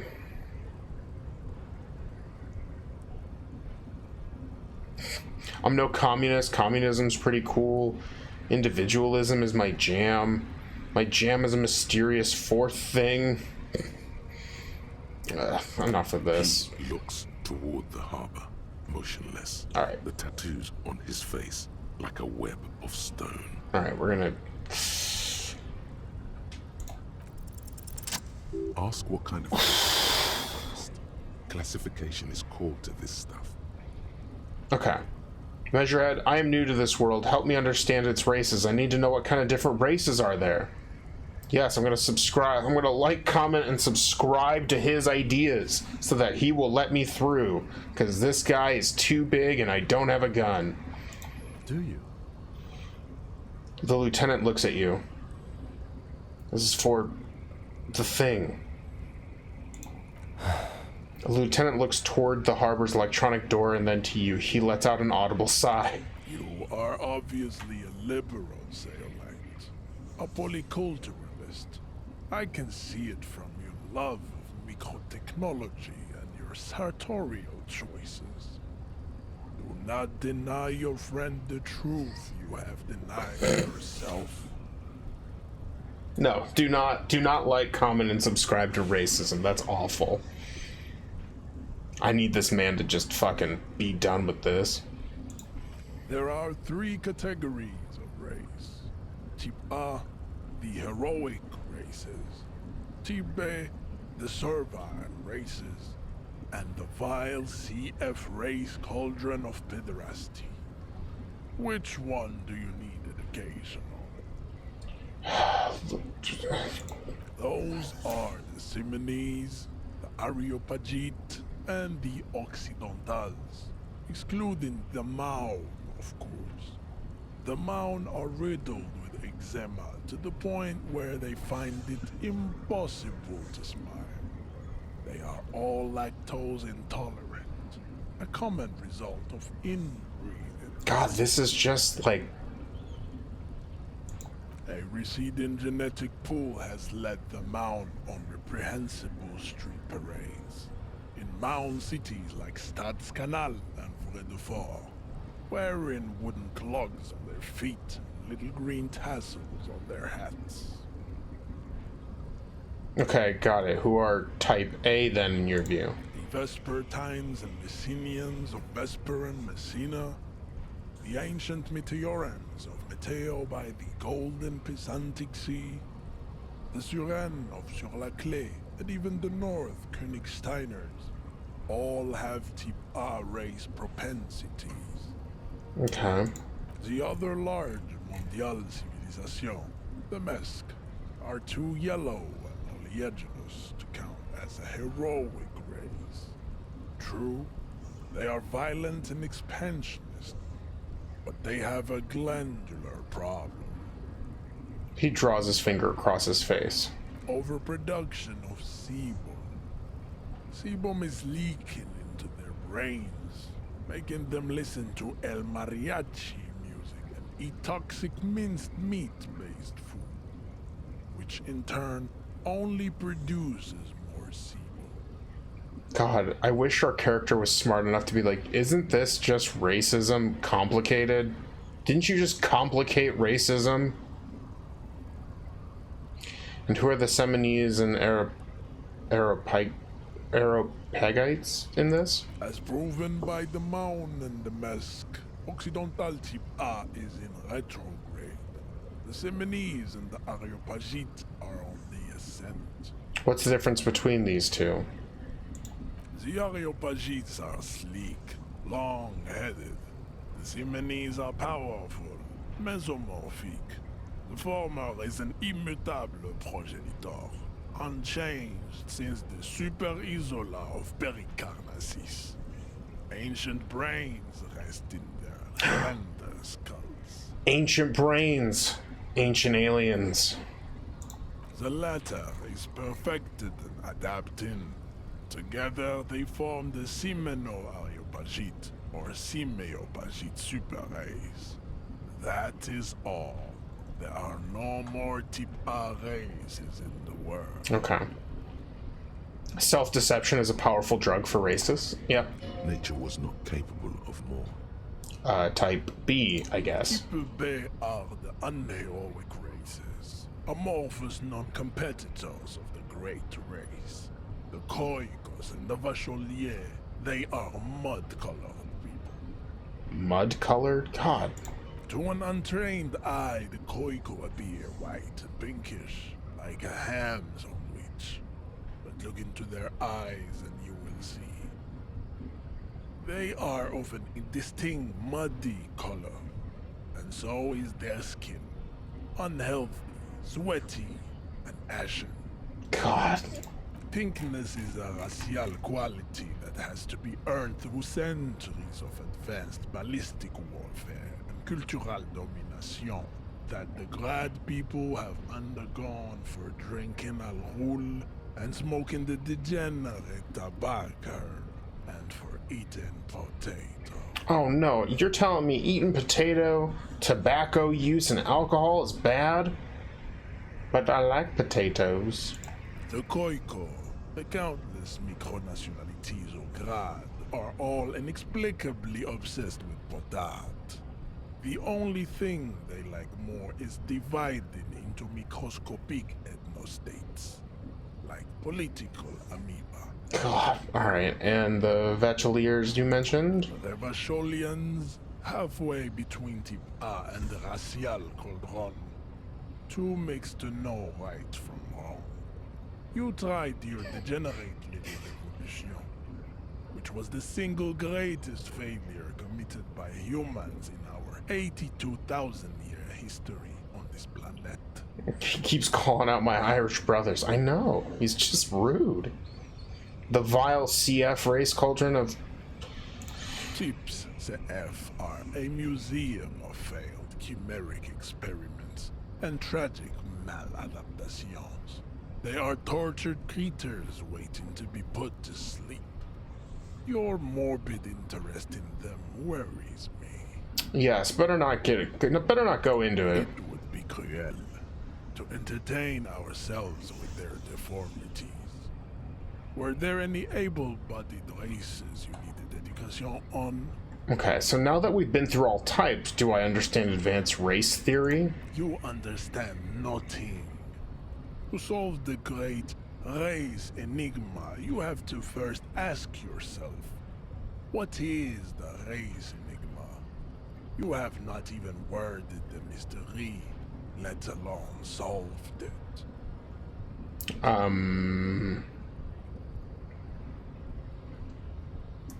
How do I word the mystery? You need to internalize what you have heard here today, then return to me. This clarity does not come instantly. I cannot possibly imagine what else we have to discuss, Tibet. Alright. So apparently I'm supposed to learn... I have to internalize advanced race theory. Oh no, I lose drama because I'm fooled by the absurdity. But... I gotta learn it. I gotta learn it to fight this dude. Alright. Okay. Smoke around the balcony. Oh wait, can we... No, it's not time for that yet. Joyce's info. There's something she wants to tell you. You just have to present her... Oh yeah, we need our badge. Kim can answer any lingering questions you may have about the case and the RCM. Join him on the Whirling in Rags balcony after 22 when you're calling it a day. Someone must know something about your lost firearm, maybe a district authority, like someone high up in the union, or someone local who saw you with it before you passed out. The Whirling's absent bartender. Keep looking. Maybe someone else knows something. Who put clothes in the trash? If the victim's clothes are in the trash in the container. We can either learn critical race theory or we can level up our strength and yeet him off the wall. I'd have to level up first. Ask Kuno if he knows anything about the victim's clothes in the trash. Who else has unauthorized access to the whirling trash? How much money do I need to pay this dude?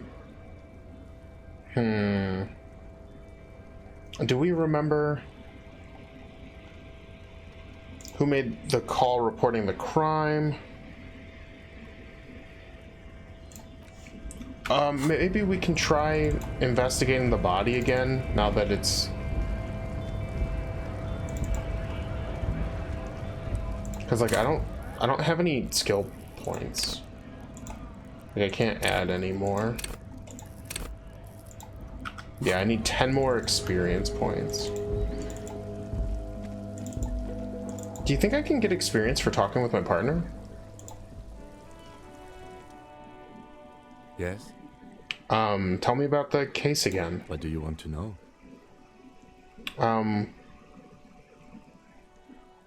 Can we go over the preliminary info again? You mean like a brief? Do you want me to brief you again?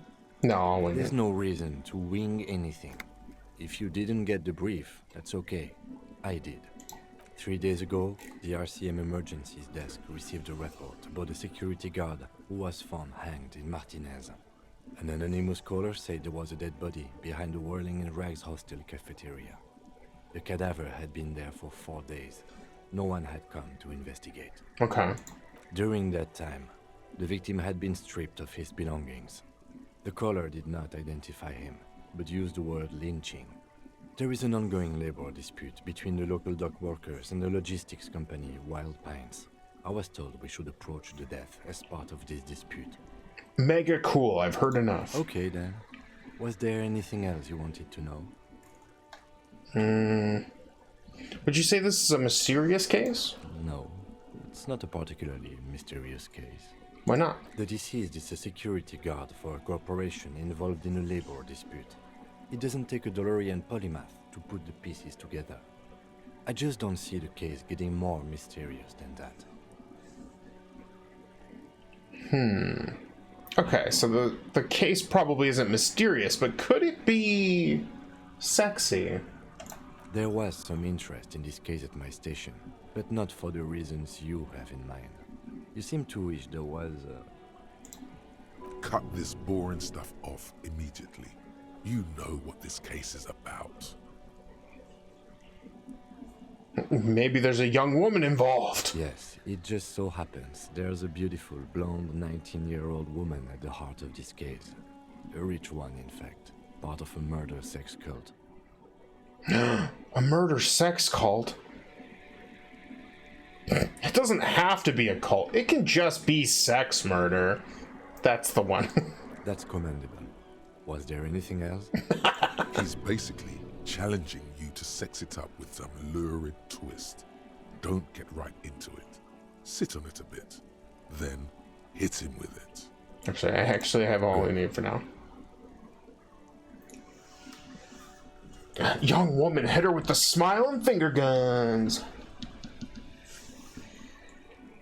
Convince Kim there's a sexy dark mystery twist in the case. Oh, I have so much in this stat.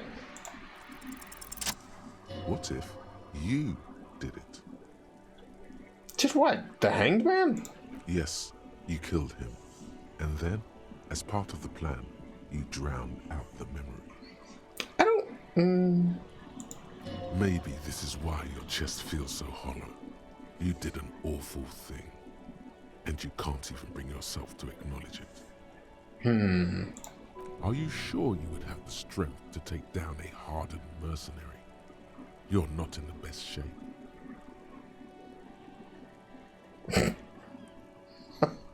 Kim, I think I may be the murderer. I killed the man and tricked myself into forgetting. Keep it to yourself. This is your burden to bear now. I love it. I wanted to talk about you. Me? Yes, you. I don't see how my life is pertinent to the investigation. We'll work better together if we have more rapport. That's a fair point. All right, for the good of the investigation, what do you want to know? You're wearing glasses. That's correct. That makes him a binoclard. Completely uncopped material, if you say so yourself. I'm not gonna call him a bino. Glasses are cool. Are they? They are mostly just cumbersome. You could use a good, normal pair yourself.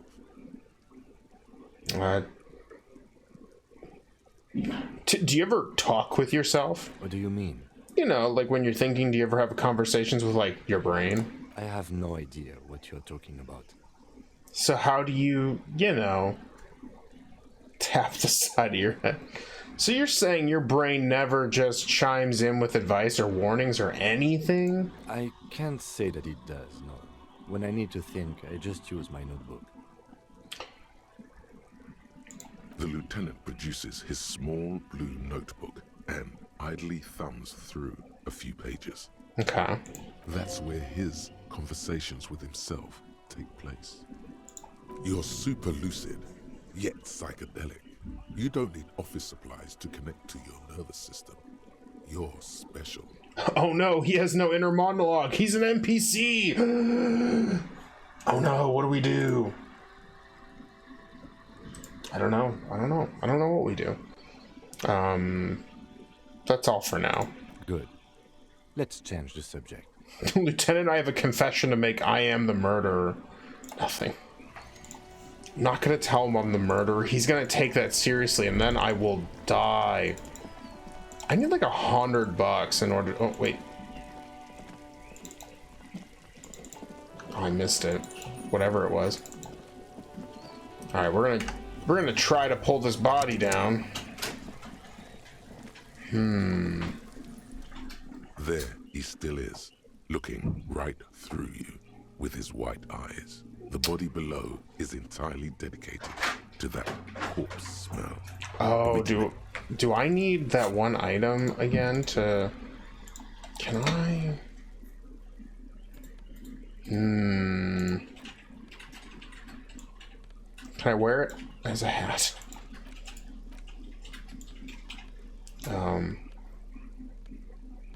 Glasses. This one weird item that doctors hate. Glasses. No, we're not putting those glasses on. But what about an orange bum hat? Alright.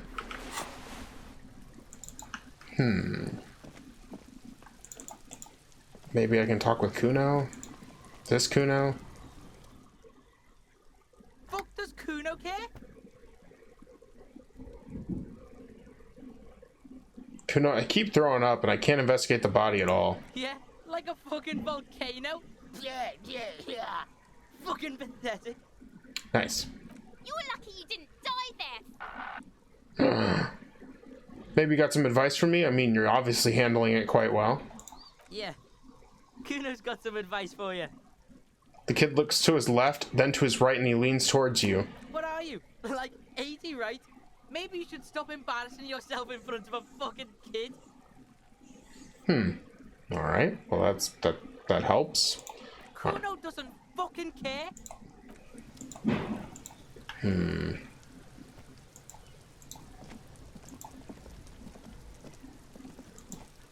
There are several footprints in the mud, left by work boots. Oh, yeah. I remember that now.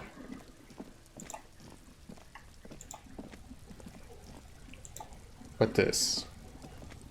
An inconspicuous pile.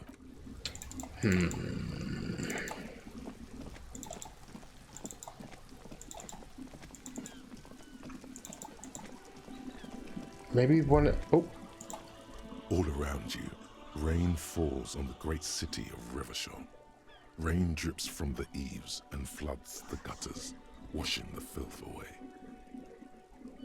The spring thaw must be here. The snow is melting. What am I doing? Looking up at the sky, cold water dripping from your hair. What do I see? Grey sky like great battleships, clouds colliding with one another. Rain falls down on the world. How does it feel? Your shirt sticks to your chest. The shoulders of your disco blazer grow heavy. The cold finds its way in under your skin. You shiver, and the city shivers with you. You're not dressed for this weather. You should get an overcoat or a patrol cloak. What's in the west? Sheets of rain over the water. A flight of stairs leading into the ocean. Wave after wave washing the coast of Martinaise, with its motorboats and gently swaying reeds. Okay. The ruins of a half-sunken sea fort crumble on an inlet beyond the Bay of Revachol. Ghosts rise into the sky. What's down the shore? Urban coastline, rain dripping off Eternite-covered roofs. Cinder blocks left over from half-finished construction. A defunct research and development building, once seized by revolutionaries. An old wooden church stands on stilts above the water. And beyond that? Coal City, end of all lines. Run your fingers through your dampened hair. Your hair is an oily mess flecked with ash from neighboring coal plants. Smokestacks rise somewhere in the distance. I'm just gonna... I don't feel like this is helping me at all, so motherfucker. This rain will not let up anytime soon. You should get a raincoat. There's a freight to the east. They sell them there. Okay.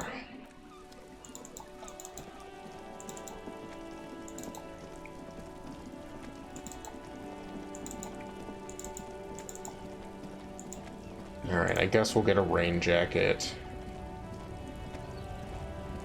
I have a feeling that was the game telling me, like, yo, if you keep doing this, you're gonna freeze to death.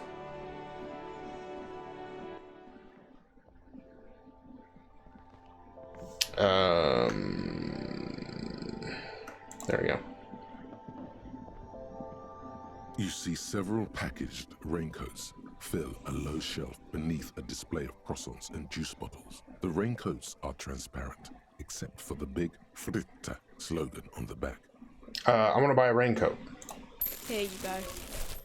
The clerk removes the garment from the lower shelf and hands it over. What's that? Points to the raincoat. What is what? A raincoat? You know, like the one you bought earlier. Alright. There we go.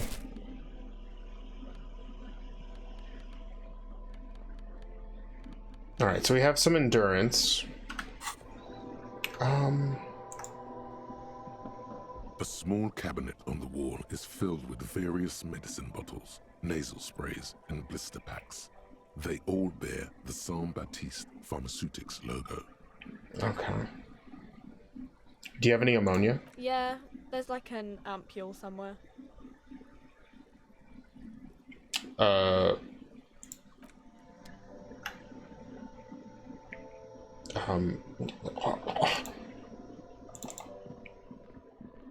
like how he's okay. Like, he's just like, yeah, no, I'm fine, but you're probably cold. You should buy a jacket.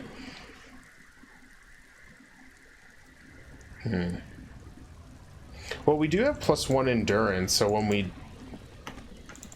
Oh, maybe I can buy them from the girl that I got them from originally.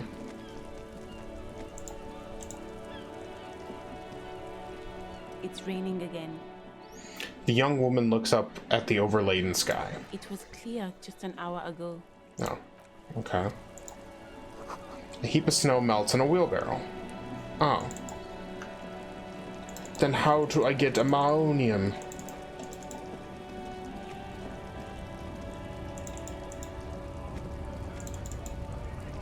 Oh, can I get in there?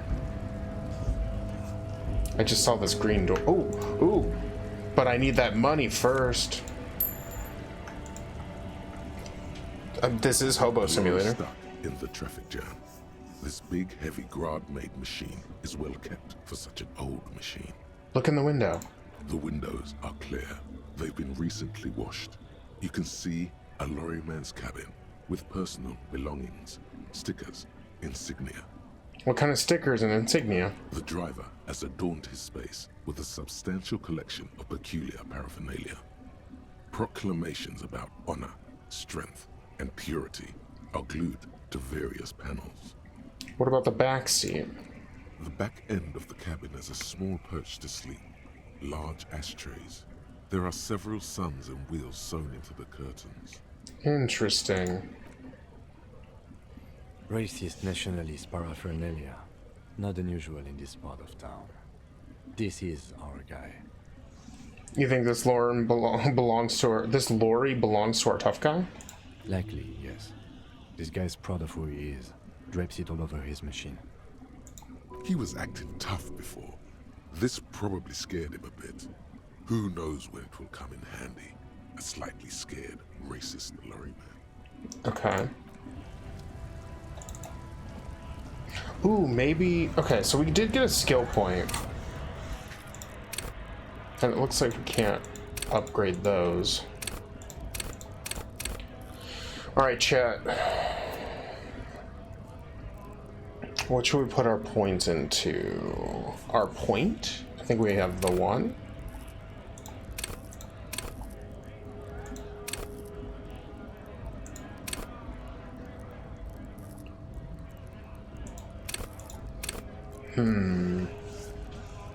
I kind of want to put another point in endurance so that we might be able to pull the body down. But also, I feel like we should stick to our strengths as well.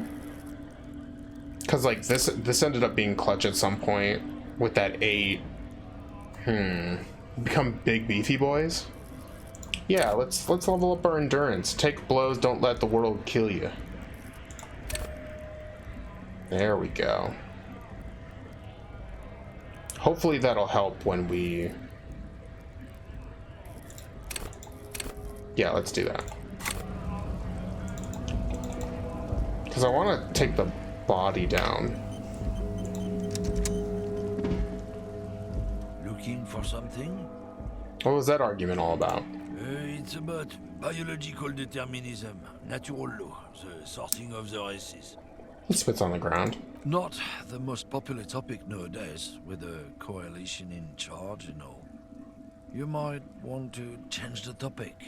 That is, bury your head under the sand like common sheep. Change the topic. The way he says it makes it almost sound like a threat. I get it. Someone has to be unpopular guy. Oh, so you're just a racist. Makes sense. To be honest, I can't really remember what that means. Please explain. On second, yeah. Oh, so you're just a racist. Makes sense. I'm not just racist. Look, I've read books. Huh? The science of racial theory has all been proved, even if some people don't want to accept it. A racist lorry driver. People who've studied these things say that you and me are superior by design. So, naturally, we Occidentals should be in charge. Obviously, you can see the merits in that. Right, I've already made up my mind. Want to hear it? Oh? Yeah, I think I can get down with racism. Yeah, I'm not down with this. Why don't you go fuck yourself? Yeah, I'm just gonna tell this guy to fuck off. Don't push your luck, runt. The man gives you a disgusted look, then turns its attention elsewhere, ignoring your presence. Yeah, that guy's just a racist. That wasn't gonna help me.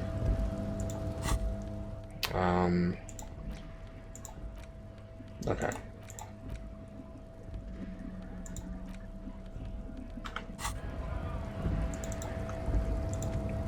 Did that other thing finish yet? 25%? Oh, yuck. Okay.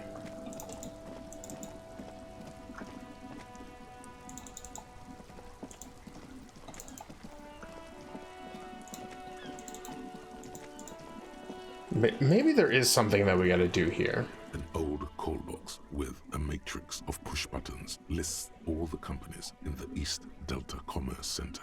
I'm gonna do main hall building, whirling in rags. Nothing happens after you ring the doorbell. They don't want to talk to you. Let's try the empty card. This button looks new, but someone has removed the name card. Nothing happens when you try to ring it. Huh. This button looks new. It's probably not connected yet.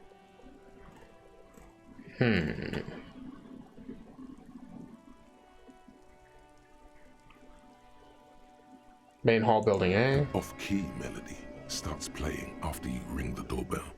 Then a woman picks up the receiver. Okay. Kuno, please stop calling here. Grown-ups don't have time for your stupid games. Oh, Plaisance, it's me. Please open the door. I'm trying to get in. Oh, I'm sorry, officer. I thought you were... There's a spot of static that overrides her words. But the doorbell is broken, and the bookstore shouldn't even be on the list anymore. So I can't help you. Please don't call here again. Thanks. Damn. A single beep indicates that the line has gone dead. Okay,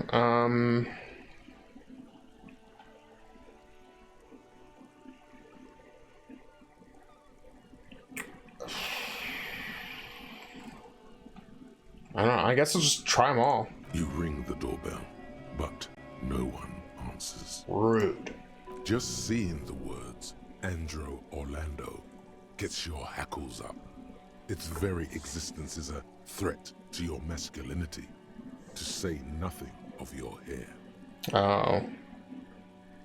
All you hear is static, but no one answers the call. 24th window? You ring the doorbell, but nothing happens. Emma's fashion. You wait for a minute or two, but all you get from the call box is silence. No one answers the call. Fabrone's taxi. Looks like someone has melted half the plastic off with a lighter. The doorbell doesn't work anymore. Should have figured that. Slipstream? You hear static from the intercom speaker. It sounds as if someone has picked up the receiver, but isn't saying anything. Hello, is anyone there? Oh. You press the number sign on the keypad that terminates the call. 12. You hear static. Yes, hello. This is Tricentennial Electric. This is a woman's voice crackling and fragile through the static. Have you come to place an order? Hold on. Tricentennial Electrics? I thought I was calling Slipstream SCA.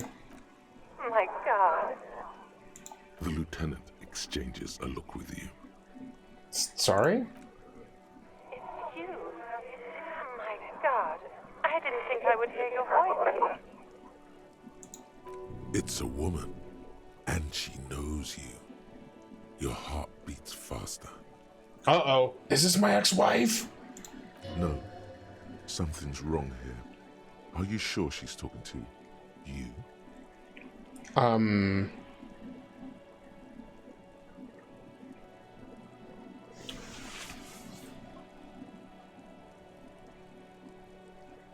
Do we know each other? Who are you? Where are you? Yeah, it's me. Here I am again, crawling back into your life. What do you think, chat? Should we play the dumb card and go, who are you? Where are you?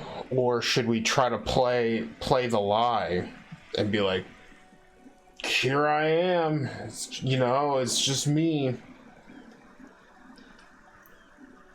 I'm not entirely sure. I think I'm gonna play the gambit. Here I am crawling back into your life. Michelle, just please. She stops and you can hear her breathe heavily, her breath distorted by ancient static. Sounds like a ghost. Wind blows through your clothes and you feel detached from your surroundings. Inside the building, a cold memory hangs. Interesting. Why did you even call? I don't understand. You've been gone for months. I thought you didn't care. Of course I care. It's just that I've been going through some tough time. Ever since I came to work here, it's been different. As if my mind's been wiped clean. Interesting. Me too. A spot of static overrides her words. When she speaks again, it sounds like she's submerged.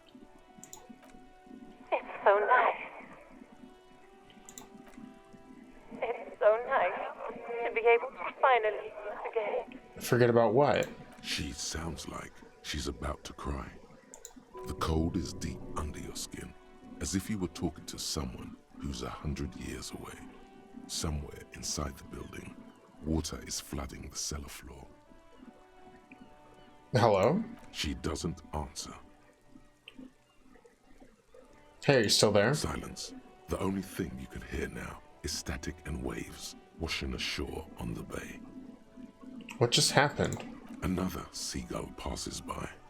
It's getting cold standing here, staring at the silent call box. I don't know what happened either. We should probably stop playing with this thing. Alright, it's goodbye then. Hang up the call. You press the number sign on the keypad that terminates the call. 12 name cards on the call box read. I think we should check out the Tutti Frutti. Oh yeah, we haven't looked at the Tutti Frutti wrapper, huh? Interact. A crinkled chewing gum wrapper. The worn label reads... Why do I even care about this? Good question. Drawn by regret. Stop. Good question. There is no answer or seek. Drawn by regret. Stop before you hurt yourself with a Tutti Frutti wrapper. Throw it away, please. I'll hang on to it just in You case. carefully fold the wrapper into a square. before putting it... Okay. Apparently, An old call box with a matrix of push buttons lists all the companies in the East Delta Commerce Center. Fortress Accident SCA? Silence. No one's home at Fortress Accident. Revachol Ice City? Silence. No one answers the doorbell. East Delta Pinball? Silence. No one answers your call. Okay, so right now we could try this. It's 58. I'm a gambling man in video games. Wait.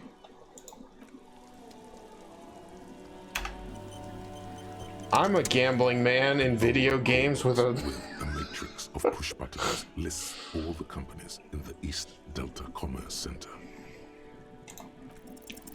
Whatever she says, it can't hurt you. You're a different person now. Stronger, healthier, and... Alright, maybe not healthier, but it's a bonus that you've drunk so hard you can't remember any of your past relationships. Oblivion's the ace in your corner. Okay, call her again. There's a light buzz as you press the doorbell, waiting for her to answer the call. It's cold outside, and you can hear the wind blowing into the speaker. Okay. A strange metallic taste fills your mouth as you stare at the intercom. Yes, hello. This is Tricentennial Electric. Have you come to place an order? Hi, it's me again. I wanted to talk to you. My God. Here come the bad vibes again. Relax. Distance yourself from it. Please don't hang up. I just want to explain myself. It's you. Before you can finish your sentence, the voice continues speaking. My God. I didn't think I would hear your voice again. Wait, are you repeating your words? Michelle, just please. Even her breathing, the way her voice drops when she finishes the sentence sounds exactly the same. Why did you even call? I don't understand. You've been gone for months. I thought you didn't care. You think it doesn't matter what I say, you're just going to continue, right? The voice from the intercom doesn't answer, but you can hear her breathing. Wind blows into your microphone again, crackling and echoing in the box. Your hands are getting cold, and your breathing becomes visible, forming small silvery puffs in the air. Is it over? Can we talk now? Ever since I came to work here, it's been different. As if my mind's been wiped clean. I'll say nothing. It's so nice. It's so nice to be able to finally forget about you. And then it hits you. You're recording. She tries again not to cry, and still doesn't succeed completely. Her quiet sobs sound old and distant, as if her voice is being played off a wax cylinder. Okay. Real or not, your mirror neurons react. It feels painful to be listening to this. Anger boils up in your chest. Just recording, and here I thought... Her sound melts into the static from a long-distance phone call. From time to time, you can hear people talking in the distance, but can't make out any words. This is where you hung up the call the last time, but the recording is still going. I want to keep listening. The phone rings in the office with an old-fashioned chime, and someone walks by in a pair of heels. The static is like a warm blanket wrapped around the sounds. Is anyone there? No one replies, but the static grows stronger like rainfall. Then a female voice speaks out, completely different from the one before. Oh. Glorious and total somehow, crawling inside your head. Oh. Her words are too cold to comprehend. She smells of sodium lights and rain streaks on car windows. Eyes like pilot lights watch your shape in dark hallways, guttering. Cool. So... The strange alien thought patterns end. The lieutenant cuts in, inspecting the intercom. It was a recording trapped in the circuitry from some ancient tenant. This sometimes happens. Shall we conclude here? We have other mysteries to solve. Wait, a recording trapped in the circuitry? Mm-hmm. I don't have time to explain it to you right now. Maybe sometime later. He looks at the sea almost wistful. Alright, just hang up the call. Strange and alien thought pattern ends. You're left staring at the electronic doorbell. Okay. So it was a ghost recording of some sort.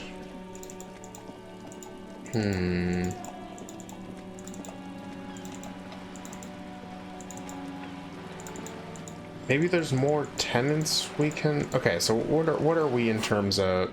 Okay, 51%. We're getting close. Oh, what that?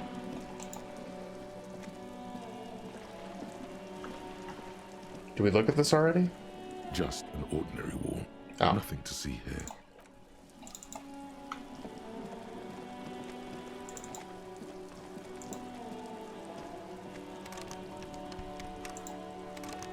Oh, there's nothing there.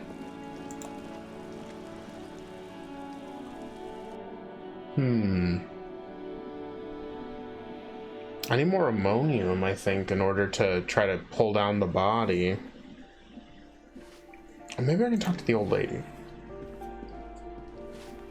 Give me a moment. I have a few questions about those apartments. Ask away, policeman. Do you know who lived in the foreclosed apartment? The hell am I supposed to know?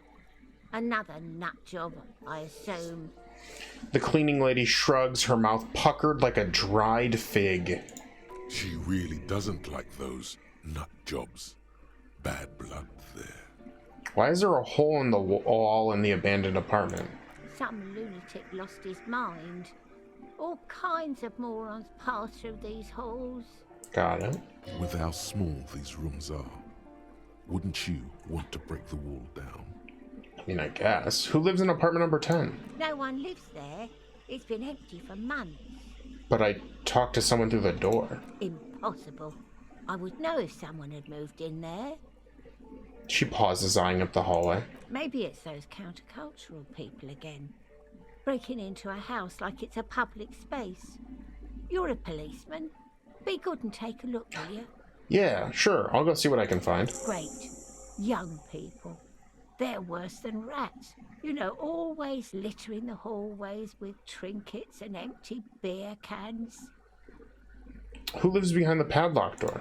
Oh, that one is a scientist. A future scholar. Suddenly the old lady's face is beaming. I think he studies astrology at the community college. Education's good. I always tell them to study.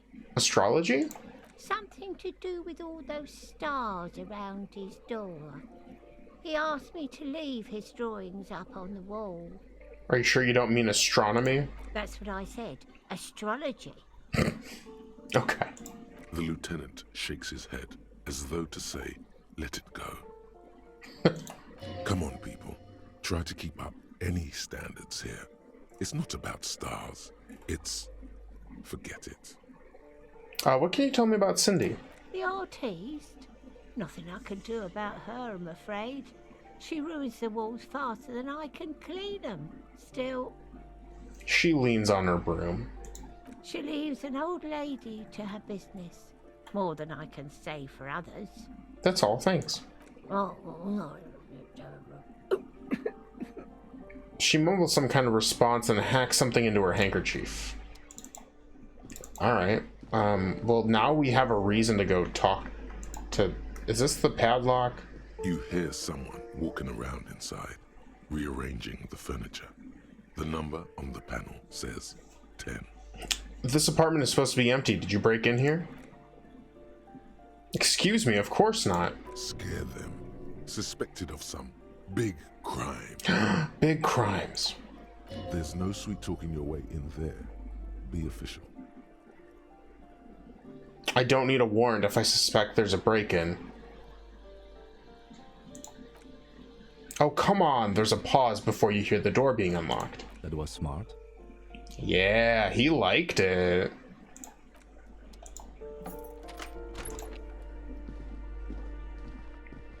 Oh, who are you? You're new.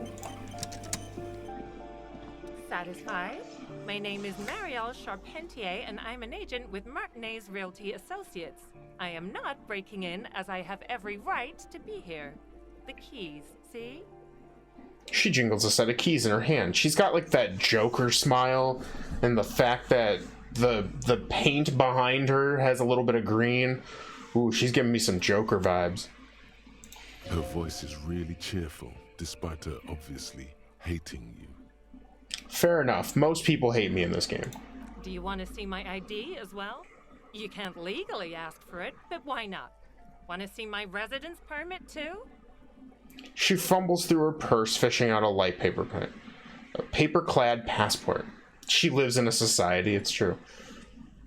I don't need, well, I don't need your ID, I just need to ask you some questions. Very well, but please make it quick. I need to be back in La Delta in an hour.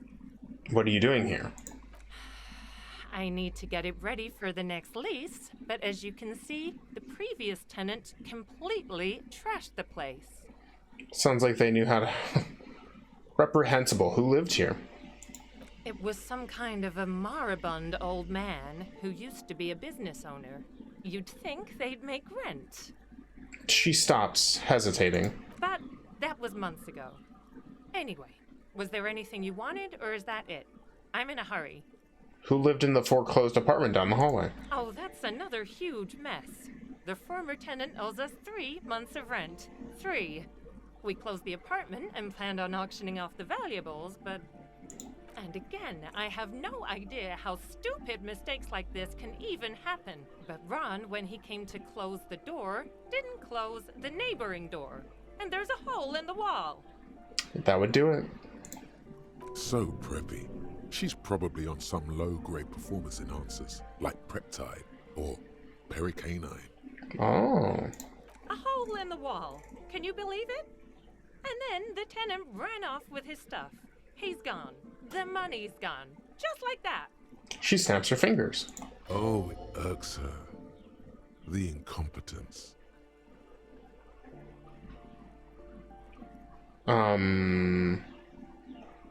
My money has also disappeared, I think. I don't think she cares. So wait, what happened with the wall? Don't ask me what happened with the wall. I have no idea how we're going to find the time or resources to fix it. Okay. Both apartments are now unrentable. Both. She's still shaking her head, manicured hands now crossed over her chest. That's all, thank you. Of course. She replies with a smile, but her eyes remain glazed over. She's been waiting for you to leave. A blister pack of medicine peeks out of the box. You should take it.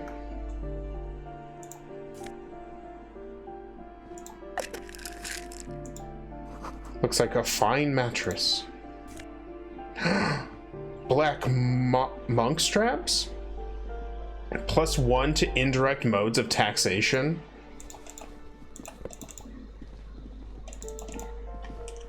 What does that mean?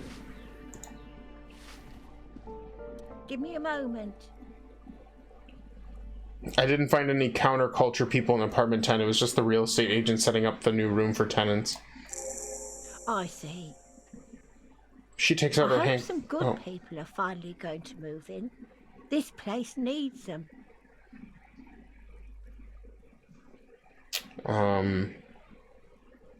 Yeah, some highly technological wizards are going to save this place. It'll be a visionary innovation utopia. The only thing I know about taxation is that it's theft. Yeah. No one is coming. There will be nothing but squalor unless we start killing real estate agents. Lax women and sexual deviants, that's who will come. I'm sure everything will be fine. This apartment building just needs slow change. Imperceptibly slow. I'm sure everything will be fine. This apartment needs a slow change. Yes. Well, I hope they're good people. Who are you? I'm no one. Just an old woman who cleans these hallways. Do you live here? If you could call it living. I have a little room upstairs right next to the coal room. Oh, okay. It's barely bigger than a closet. But I don't complain, no. I have my bed and my aching bones to keep me company. And that's all I need from this world. She juts out her chin, eyes shining. And all she gets, too. The coastal wind beats down hard on the coal room door outside. Splashes of waves make the balcony slippery. Okay, thanks. I'm off.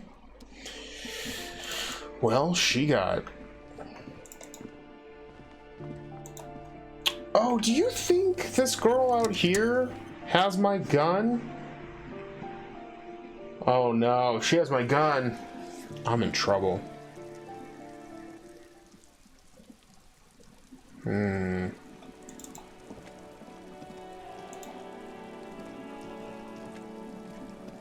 Hello again, officers. Have you come to admire my mural? Is that bed in the coal room yours? Ooh. Not only have you found my address, you've discovered my biggest secret. I'm a coal miner. Really? You're a miner? It's not the nicest place, but I guess it'll have to do. It doesn't have to do anything at all. Nothing does. Like me.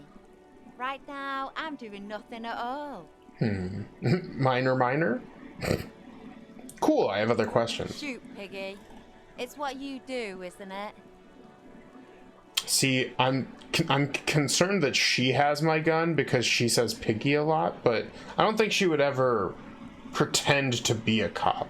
Catch you later, Cindy.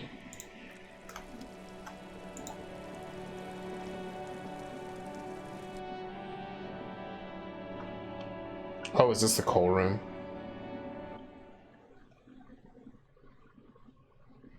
Yeah. Yep. She 100% has your gun. Oh. Well, then we're just gonna have to beat her up for it.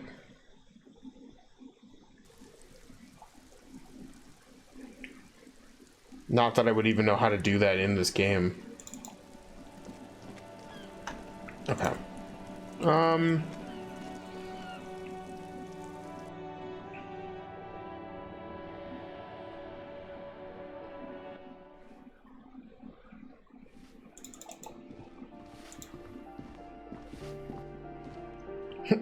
Borrow your partner's gun.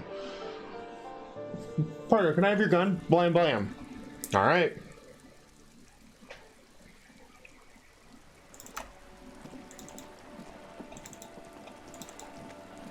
Okay.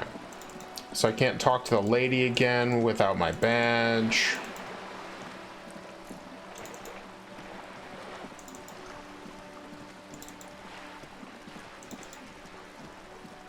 I already took his stuff. I already talked to these two.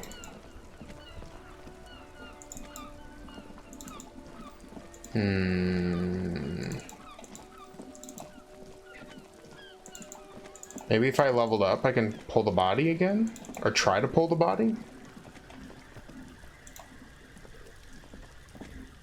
There he still is, looking right through you Oh. with his white eyes. The body below is entirely dedicated to that corpse smell. Emitting it is all it does now. That sucks. A legendary check? I have a 28% chance? Well, I don't think that's gonna work. Unless I, like, save scum it, but I don't really want to do that.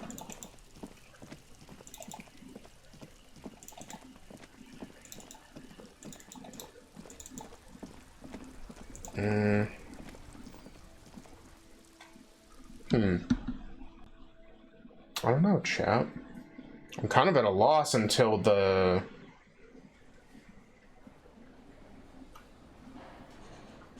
Oh, wait. I don't think I've seen you here before. Or maybe I did. It's all about money, you know? Oh, yeah. Who's... It's about the money I owe. Yes. Have How you mu- got it? How much do I owe you? A lot. A lot. For the room, drinks, and broken window. 100. Like what? Alright. I definitely don't have enough. Oh wait, I don't think I was able to... A thin man is smoking below an exhaust hood, occasionally sipping from his mug. This must be the Whirling's cook. Cool. As you step in, he nods toward the table and says something in a completely foreign language. The only words you can make out are Garanzi and Kubek. It must be his name. Garanzi. Garanzi Kubek. Sounds representative.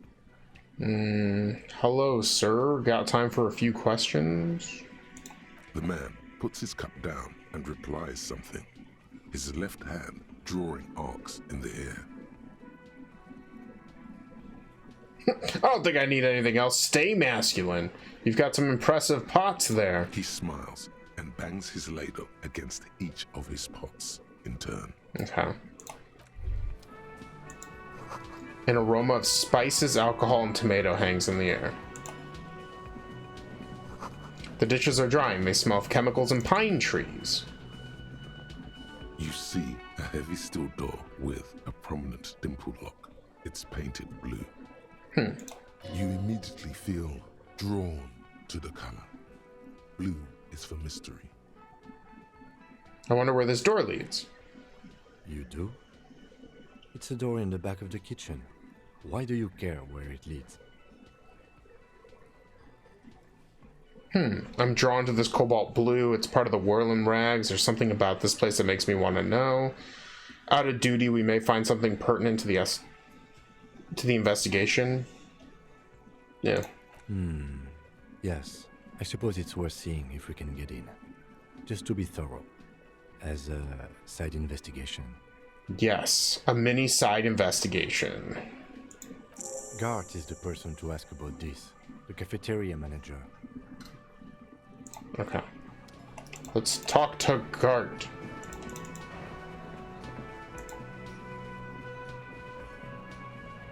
Can I help you? I've seen something here at the Whirling Guard. A thing I need to talk about. What thing? There's a mysterious blue steel door in the back of the kitchen. Oh yes, that door, sure. There's nothing mysterious about it. It's just a door. Do you know what's behind it? Do you have... No, I don't have a key. I don't know how to get there. And I don't care either. It's not like I've been wondering about it for 10 years. It's just a frick warehouse, probably. Or some boring storage space with a bunch of old junk and dust. Junk and dust. He runs his finger across the counter to check for dirt. He's attempting to maintain an air of indifference. It's absolutely not convincing. I think you'd like to know what's back there. Fine, okay, a little. But my job doesn't leave me time for wondering about one locked door in one of the cafeterias I manage. So, I haven't opened it. I have cleaned the whole place 100 times over, though, after the animals. And I haven't found a key, so good luck with that. There's something else I'd like to ask about. You feel like you should come back to this thing-based questionnaire if you see anything interesting in the Whirling later. What about the rock key? Oh, I think that was for... I feel like if I could use that... You see a heavy steel door with a prominent dimple lock. It's painted blue. Try to push on the door. The door does not budge. Touch the door. The cobalt blue surface feels rough to touch. The stainless steel door is flush with its frame on every side. I think that was to get into the apartment complex that we were just in. Maybe he knows about the door? The man ponders his cooking utensils and gives you a little nod, acknowledging your presence. Do you know what's behind that door? Point to the blue door. He looks up at you, then looks away quickly, shrugging and muttering something to himself. Interesting. Shrugging is an international sign for, no, I don't know what's behind that door. Okay. Stay masculine, I guess. What's this? Mess hall reserved for Union members. Doors open at 1600.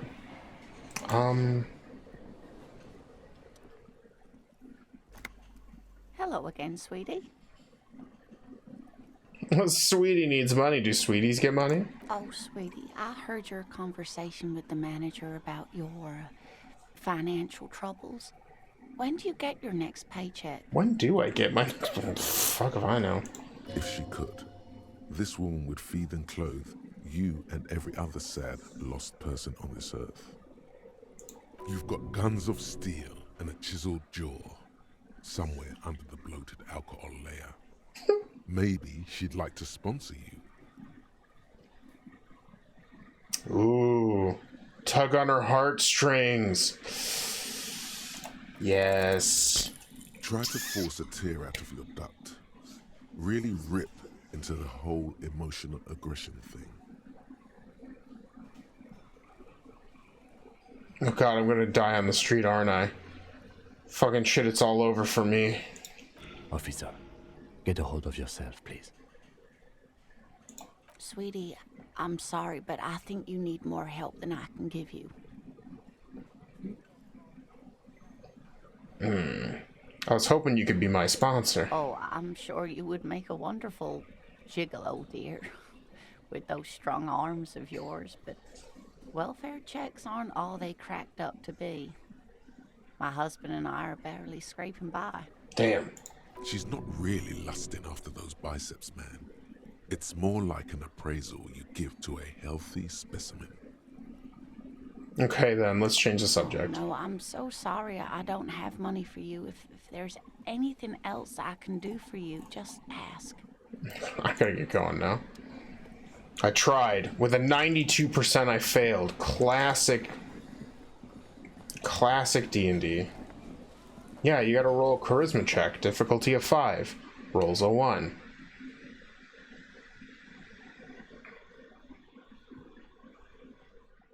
Classic XCOM. 99% chance to miss.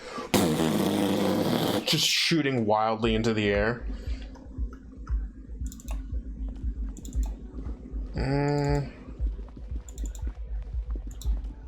Maybe I can look at my apartment or my room more.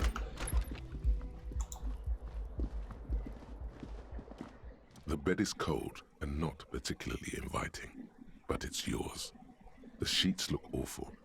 No time to rest.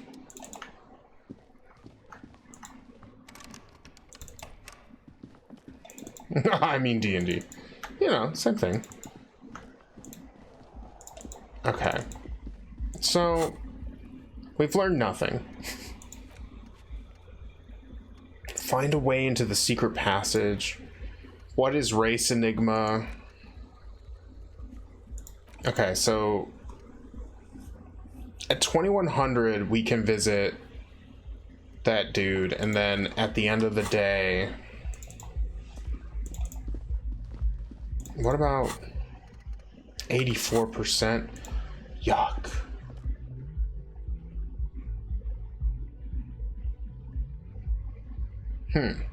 I'm really at a loss right now. Hi, how far? Well, yum, antimatter. I am not very far. I've kind of explored a little bit of this area, but I'm not very far. I got a lot of quests and no leads, unfortunately. I'm trying to get to the Harbor Master, man. That's kind of my current quest. It's like the only one that I can really accomplish at the moment. But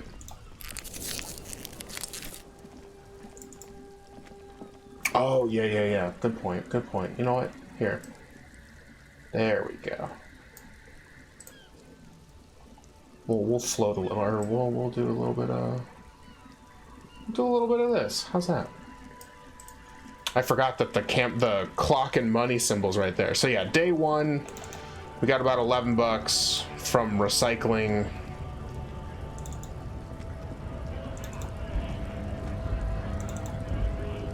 Thank you. Yeah, I was just thinking. I was like, oh damn, there's all this stuff in the corner right here. Oh shit, there's more stuff over here. Give me that money. There's a person. How about here? How are you doing? Hope you're enjoying yourself. Does not greet you. She nods along to something on her radio. A photograph is clutched in her hands, and there is a warm smile on her face. Oh yeah, I kind of forgot that was a thing. Twitch integration. See, I'd have to I'd have to enter my Twitch token, which I can't really do on stream. Doing well? Have a day off from college today? Nice. Actually, yeah, so right now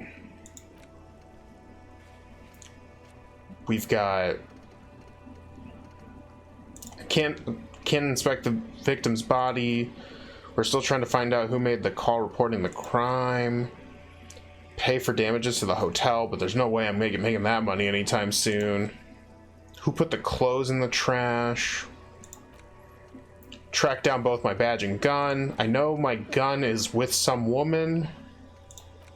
I met the smoker on the balcony, so we're gonna do that at 2100. Joyce, the lady that works at the company, wants to present her information but won't do it without a badge. And then the guy who would let me into the harbor wants me to understand advanced race theory. And then there's a secret door in the whirling rags. It's the warmth of a winter night's fire. Maybe she could give you comfort and shelter. Some cigarettes and food money. Maybe she's your... Excuse me, ma'am, I'd like to ask you some questions. No response. Wherever this woman is, your words fail to reach her. Grandma? Nothing. Her smile just keeps widening. Her hair is gray like lead. No, this one is a monster in disguise. I'm gonna be rude. Snap your fingers in front of her face. Wait. The lieutenant stops before you can snap. Okay, I appreciate that, Yum. Yeah, now that I know this place is explorable, maybe I'll wait for a hint. She's just a distracted old woman. Better to leave her alone. If you say so. Ooh, what's that? A white tank top. What's over here? Ruins of full snow. No one lives here anymore. Looks like there's an old monument stands in the middle of the traffic island, pointing toward the sea. It looks as if it's been reassembled piece by piece, secured and mounted in the air with aid of numerous ropes and rods. Who is this? A silver plaque on a statue's pedestal reads, "I am Felipe III, the squander, the greatest of the Philippian kings of Revachol, son of Felipe II, the opulent, father of Felipe IV, the insane." Not a good track record of mental health in that family. That's a pretty low roll. I think, and these rolls tend to hurt me, so I think I'm gonna leave that one alone. I'm not a smart man. I chose to charm people. A bold slogan, Humanox, covers the truck.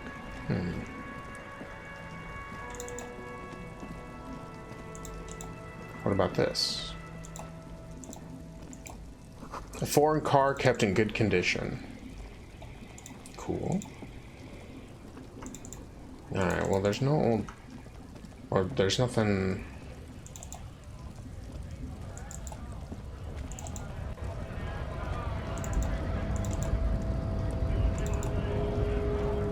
Maybe I can talk to this guy again?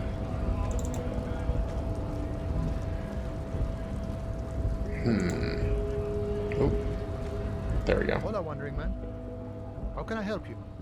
I guess I should ask him what the strike's about. I know what the strike's about, but we'll see if it brings out any more information. You know, serious business. I'm sure the big boss will be glad to tell you. You'll have to ask him first. Okay. He's a chatty guy. Wants to talk about the strike. Return once you've met the union boss and are on a better footing with the organization. Okay. Good talking to you. Gotta run.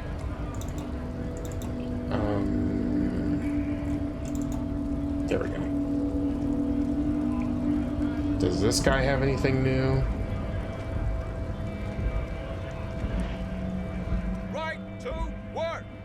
Right to work! Shame on you! No, you don't have any tips on how to punch a guy out, do you? Say a really big race theorist guarding a button? Not before you get in there and get your ass whooped. Learn by failure, I always say. Damn it. He might have some advice, but you got to at least try to fight Measurehead first. Return if you fail. Maybe not. Well, what exactly... who are the strike breakers? Who are all these strike breakers? Honest men and women, with rights, to work, to be useful, not toys for corporate interests. The man runs a hand through his steadily graying military haircut. We came here to help the harbor run smoothly in time of crisis. If union fucks don't want work, they ought to let in those who do want work. Okay. I have a question. Why do all these men follow your leadership? Interesting question. You think they follow because I'm big and loud? No. They follow the rules of the market, the rules of the economy, because they were given a job to do! Okay. You've been talking to him for quite a while now. Something is off with this guy. Ask him where he's from. Where exactly are you from? What's it to you? Deep-set suspicion drips from every syllable. Routine, part of the investigation. Am I a suspect? Done no crimes. I only fight for the rights of people. I already got that. I'm interested in your background. We're all workers, right? Workers stick together. Came from the eminent domain, from Jamrock. Backgrounds in odd jobs, heavy lifting, cargo hauling, bouncer work. I know the drill. A bouncer? Where? I frequent a lot of bars. Maybe it's one I know. Worked at Territorial. Ring a bell?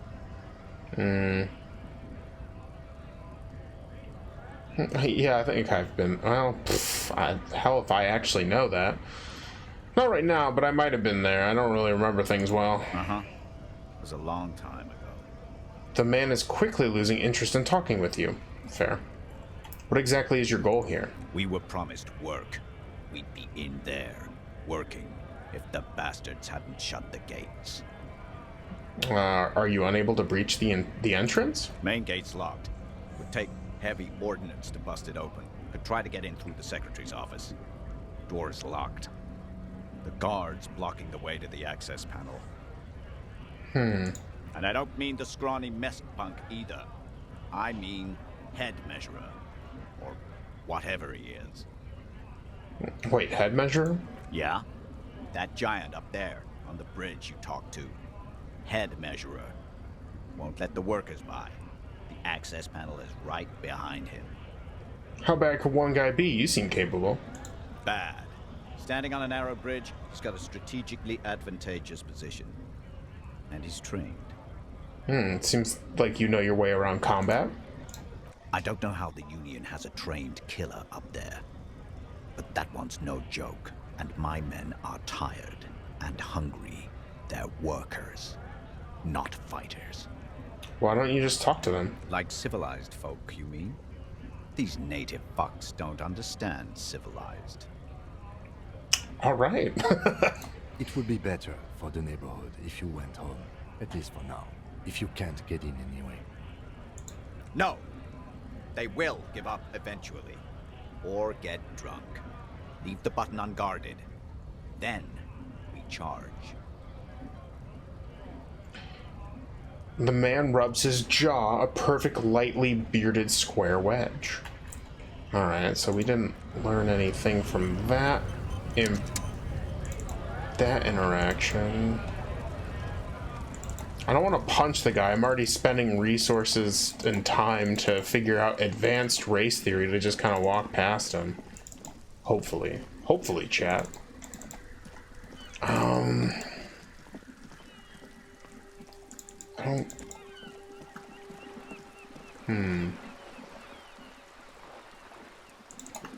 Oh, head measuring. Oh, did we ever look at this? I think it was like gross and black. This coin-operated viewer is facing south. The instruction manual says to insert 25 centimes and pull the handle while looking inside. Then use the focus knob to zoom in if necessary. Sure. Your money disappears into the coin slot. A clunk, the ring of metal. Pull the handle and look inside. The curtains on the display open. You lean in to catch the view. It's blurry, different blues and greens. In the middle of the shimmer stands a drab gray shape, like a ghost. Turn the knob to focus your vision. The lenses shift. The ghost sharpens into an islet in the bay. In the ruins, a man-made structure is visible. A half-sunken sea fort. Its concrete almost reconquered by nature. Okay.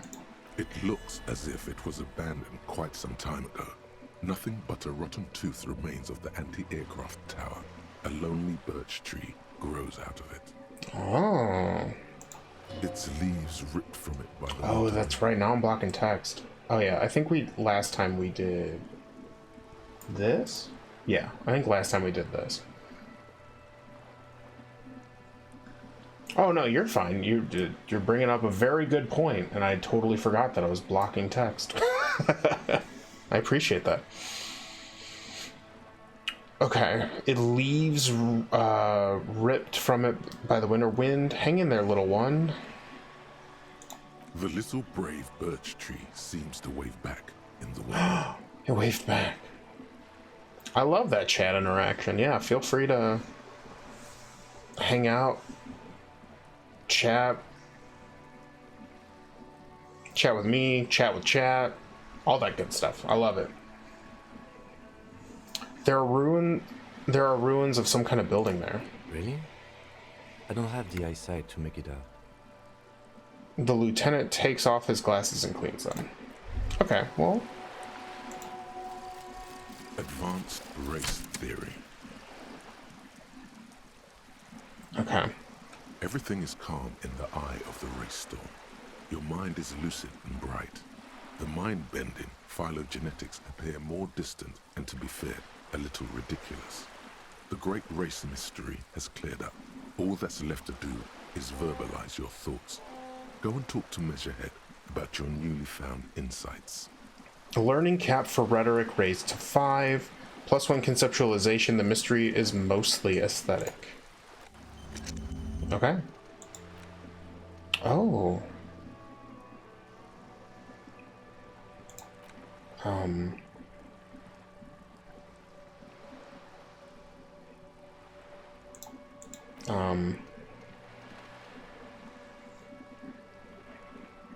I don't know if I want to internalize those. We'll ignore that for now.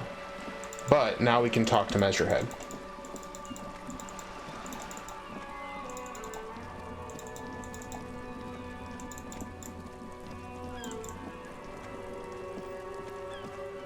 Oh, that's a lot easier. If I click and hold, I can just walk.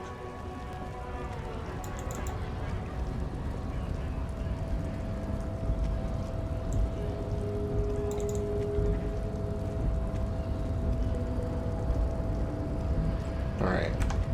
Quick save, for no reason whatsoever. The unpromising race pupil returns. I think I know what the race enigma is. And? It's shit, let me into the fucking harbor. Paradoxically, you plan to supersede the Occidentals with their own race theory. This racecraft is what rich people want us to do while they get all the money. It's just something you shock people with, liberal and progressive people. It's whatever you want it to be. It's a free association language exercise, degenerate race hero. I don't know about the rest, but it's clear that I should stop drinking the ancient... Paradoxically, you plan to supersede the... I kind of figured I'd have an answer. Maybe all of these are the correct answer?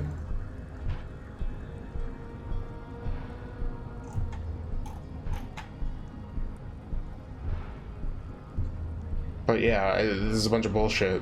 You plan to throw the... Isn't shit compressor another progression thought? Oh, maybe. Okay, after this conversation, I'll, maybe I will do the shit compressor. Look, babe. The minion of law is also a racist. But his racism is basic and raw. He thinks he has solved the great race enigma by describing a road mechanism of scientific competition. Okay. So unadvanced. The woman looks half bored. The basic race education he received in high school has led him to think his phylum are the sole authors of race theory. An esoteric study reaching back to the ancient mass society of Pericarnassus over 4,500 years ago. Okay. Basic racist, I take pity on you clearly want to enter the harbor bad, like a little boy who wants to go on the potty. I can press the button for you. Open the door. That's all I wanted. Very well. You may enter the door once. Our race conversation here has concluded. Okay. Finally. Let's go. And yes, all the answers were correct there. I had a feeling it seemed like that, but like either way, this guy was just going to be like, no, you're a dumb idiot for thinking your thoughts. So, oh, right. Your shit is apart. It's rather unbecoming of a cop and human being. It's supposed to be the opposite of that, together, compressed in a small area to achieve a solid level of shit compression. Squeeze your butt cheeks together for 30 minutes. Do something similar with the two hemispheres of your brain. Talk to people, maybe that'll help. Okay, yeah, let's shit compress while we go into... Right? Oh wait, it's the door up here, isn't it?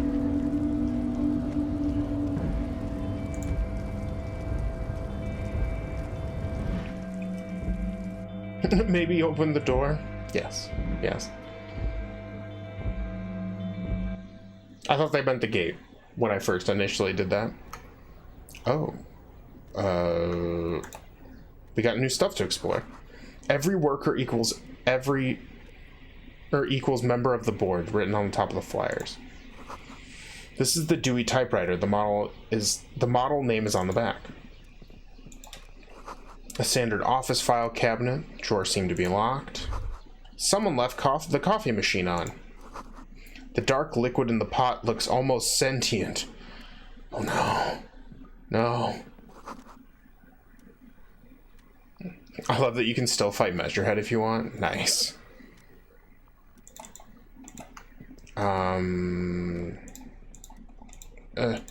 No. On second glance, someone has forgotten to properly close one of the drawers.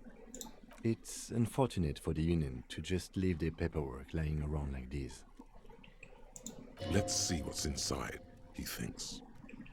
Open the drawer. The drawer opens smoothly. Inside is a well-organized selection of brown folders. Browse through the folders. Hundreds of documents containing logistical data.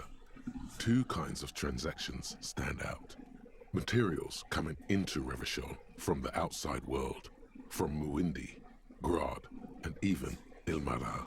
Okay. And the same materials being handed over to companies inside Revachol, Kuron, Coal City, La Delta, and Jamrock are listed among the many districts where the imports are being sold. Anything interesting? It's hard to make sense of this thicket of company names, dates, quantities, and percentages. You try to focus, but the lines are getting blurry. Ooh, that's an 83. Let's do it. Look how blurry all the lines on these papers are. How unwieldy your own willpower is to yourself. You're like an absurdist Samaran monk, focusing through not focusing. If I let my eyes go completely out of focus, all the shapes start melting together. Could I actually focus through not focusing? You're a police officer, not a spiritual healer. Damn it. You can focus the normal way by turning your attention to something and not letting go. Leave the folders alone for now. Alright, one more time. We can do this. Whatever's hidden here is hidden well. Yes. Concentration isn't enough. Only a trained accountant with a background in logistics would be able to really make sense of it. However, there is a little handwritten note stuck on the side of the drawer. Oh. Some of the checks allow you to redo it. So I don't know. Maybe this was just one of them. Look at the note. It appears to be a to-do list written in large, uneven capital letters. Remember, Leo, Everart's shoes, special whirling borscht, water Everart's plants, sweep office floor, more banners. All items on the list have been crossed out and the note itself is crumpled.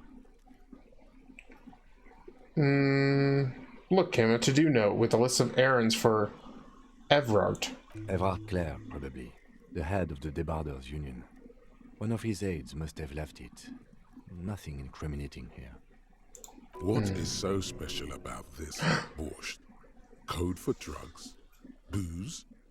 Blood? Whoa! Prax Music is raiding with a party of 20. Hello! Brass, hello! Hope you're all doing well. My goodness. I love the raid. Thank you so much. Hi, Prax Music. Yeah. Oh! Disco Elysium is great. You are... if you're into RPGs that focus more on...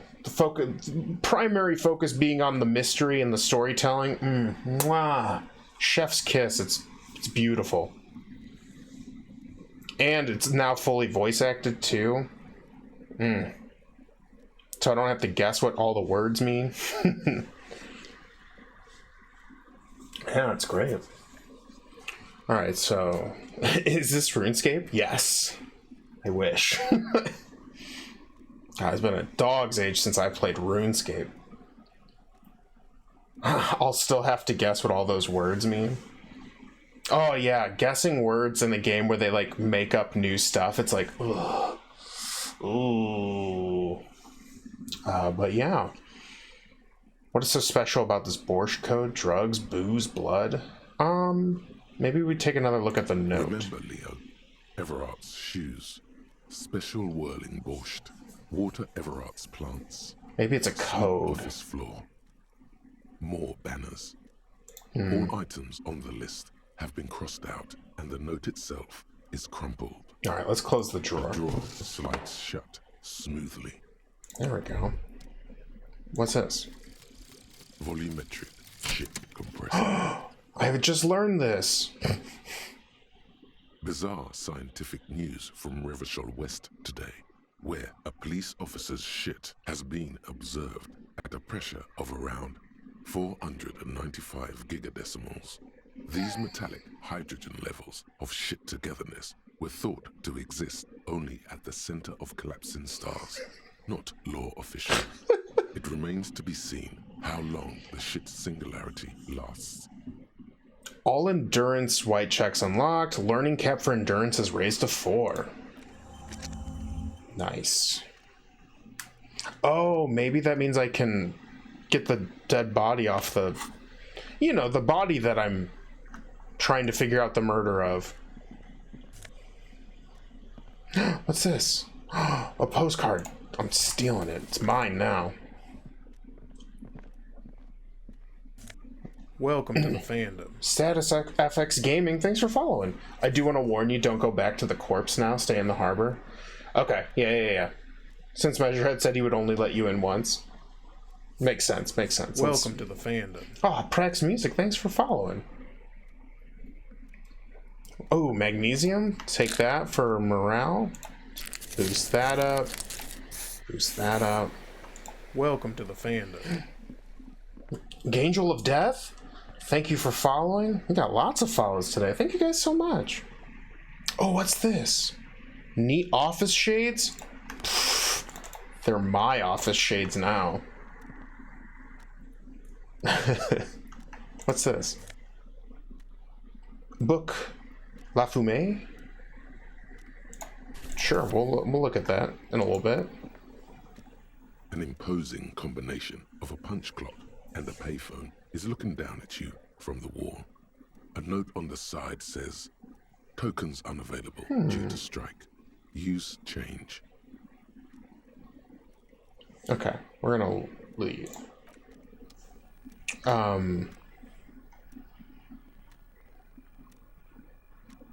Alright, Prax, thanks for following, and thanks for lurking. I don't actually know what happens if you leave before stuff here, but I would not put it past this game to lock you out. Yeah, this game has some old RPG sensibilities about it, where like sometimes the game is just like, nah, you fucked that up, you cannot go back. So I wouldn't put it past it either. So we are definitely going to stay here. I really like how the flashlight followed your mouse. Oh, I love that too. What does the flashlight do again? Oh, equip it to discover secret orbs in shady areas. Oh, we should probably interact with this. The front of this quarterly journal features a large satirical portrait of the late King Friesel. From the sides of his head, a pair of white antlers spread to the corners of the cover. This game seems dope. Don't know how often I'll be able to pop in, but I shall try. Well, thank you, Angel of Death. I appreciate that. Why antlers? Because white antlers are one of the symbols of communism.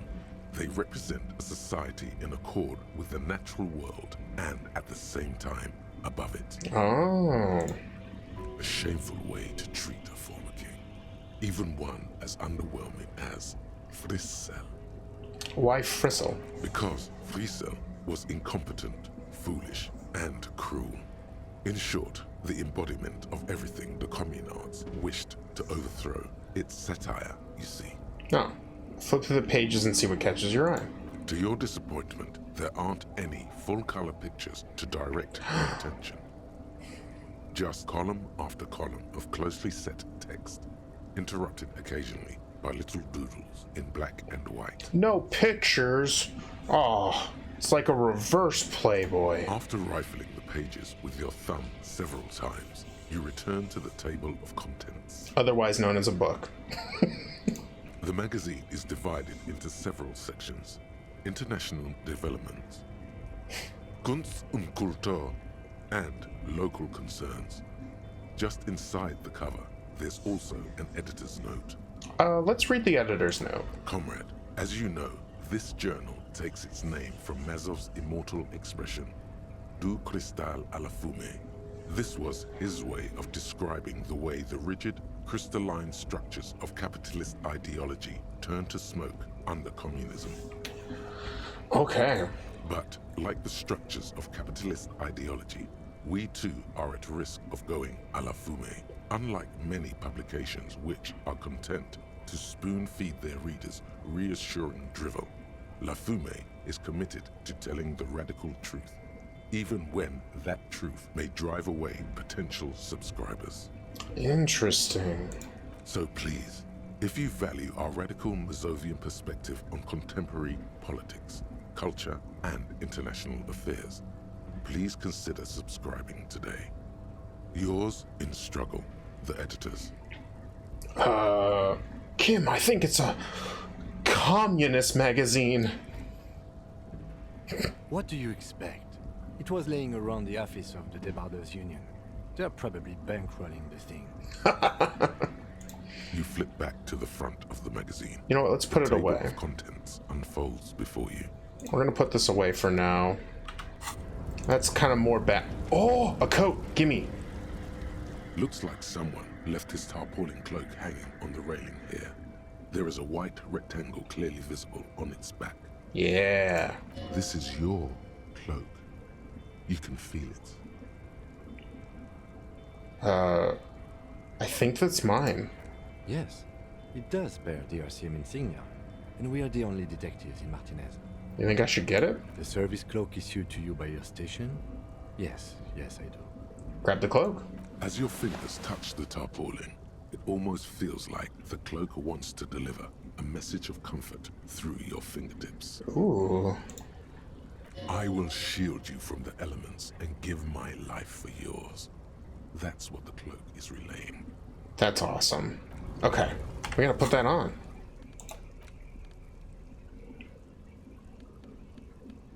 Ooh, okay. So...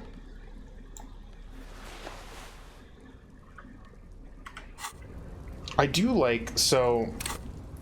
One of the things I picked up, so I didn't create my character, I let the game kind of build me one.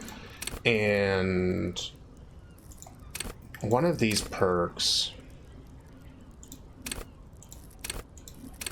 I think it's Volition or Inland Empire. One of these psyche ones lets you basically interact with like objects as if they were people, and it's such a weird little minor thing, but like you'll talk to certain items, and if that happens, it's because I chose psyche as my main stat.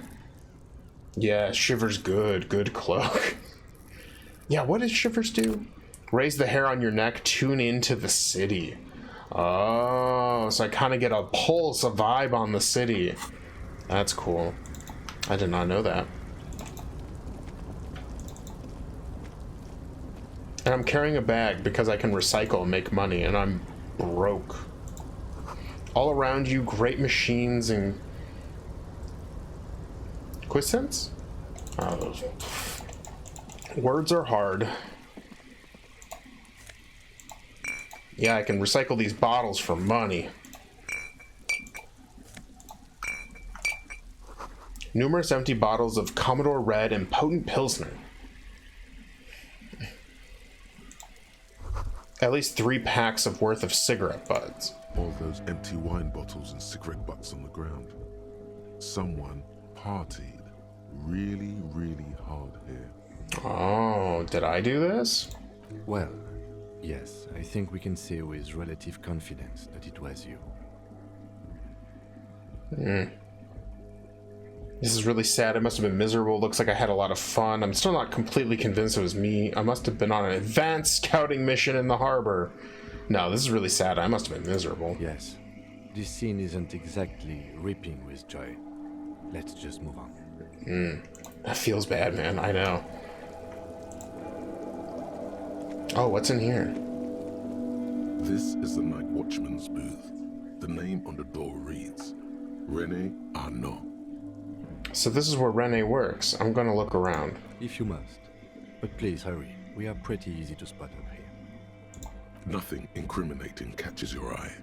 The cabinets are clean and their sparse contents meticulously organized. There's a framed photograph on the table. I'm gonna take the picture. It's a black and white photo of a young couple out in a street fair. The man, René, is dressed in a Royal Carabinier uniform. The girl is young and very pretty. She is smiling playfully at the camera. Interesting. René looks like he's about to smile.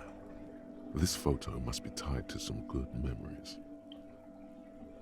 Yeah, so, and then another thing that I really liked, if you're not familiar with Disco Elysium, is because I chose Psyche, I'll get empathy checks, and among other things, and they'll, like, kind of give you more information about the scene, like, at random.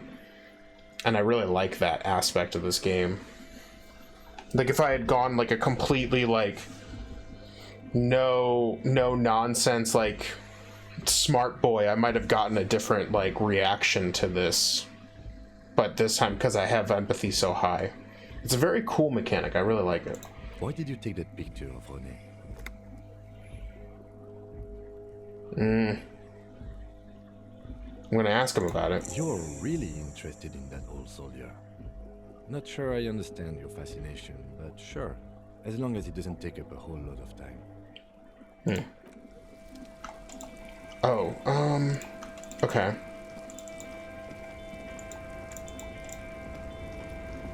Maybe I go down here? Ugh.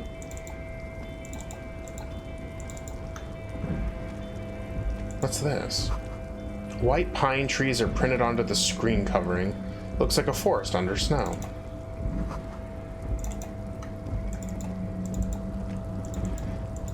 Ooh. Ooh, how do I get up on there?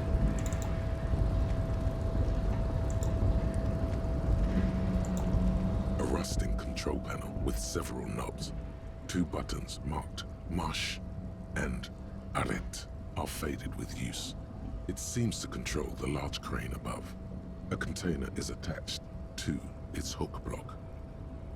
If you'd gone Smart Boy, you'd be getting a lot of background facts on the world, which would have been you even more confused since it would be lore about like 20 fictional countries. Great. Press Arrête. The crane stands tall, proud, erect, and still. Okay. With a loud grind, the crane shifts overhead, moving a massive metal container through the air. Okay.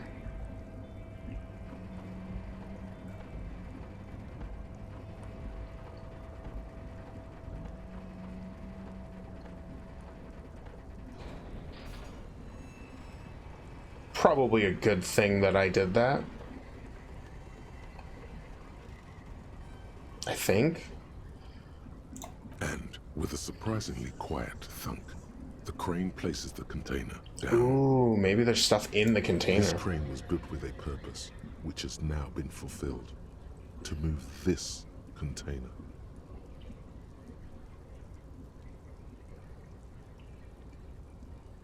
On that note, the wiki is shamefully incomplete. When I have more free time, maybe I will compile some of that lore. Hey man, the lore is very interesting when you really get into it. Like, there's a lot of stuff that I'm like, because I'm like invested in the mystery that I'm kind of like overlooking, but I do think that the lore and the world building of this game is like top notch. The names are hard to like process sometimes, but I think the lore itself is like 100%. This is really good. What's inside the container? Who can say? All you know is it's special. Okay. I can't see how that was worth the records, except for seeing the crane in action, which I admit was satisfying. Nice. Because there might be some loot in there, bud. I need loot. I'm broke. Money.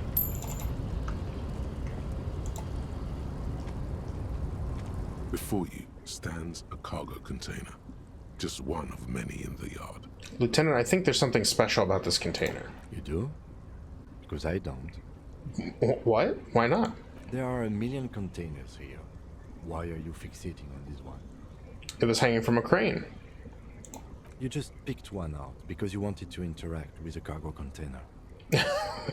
We are not here to interact with containers. We are here to talk to the Union, right? Yes. However, open the door. You attempt to turn the handle, to no avail. The doors seem to be mechanically locked. Damn it. To your left, the lieutenant considers your actions with some puzzlement. Nothing more to do here now. I'm getting some strong Lovecraft vibe from this game. The inner dialogue is definitely almost otherworldly. Oh. back. At that. The shipyard ahead is oddly quiet. The great machines are sleeping. Ooh. I don't want the old ones to attack me while I'm here. Ooh, what that? The musk of oil and rust from the chasm in front of you smells like blood.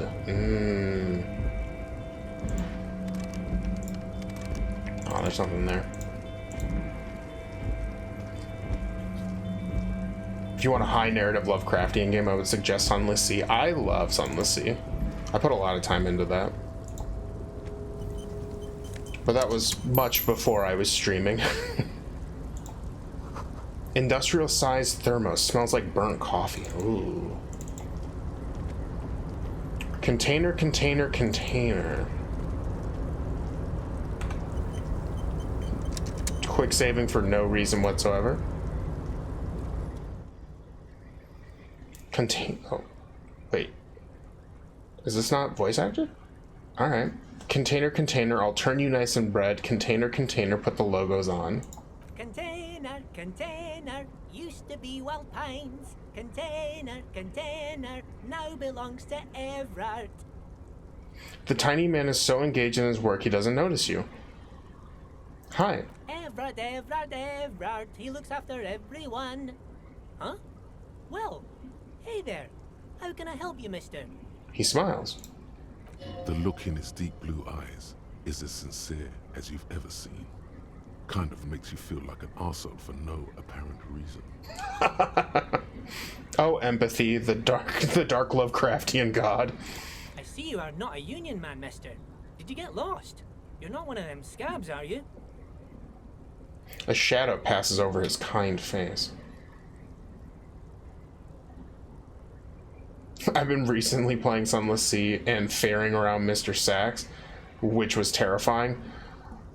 I think I remember who that is, and if I remember correctly, there is somebody you can travel around with that's like really creepy and a lot of weird stuff happens with them.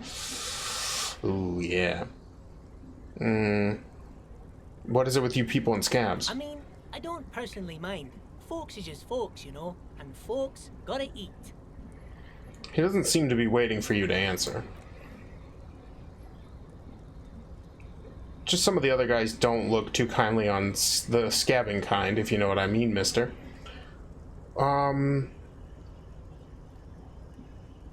are you doing with the containers? Oh, I'm just making some covers for them containers here.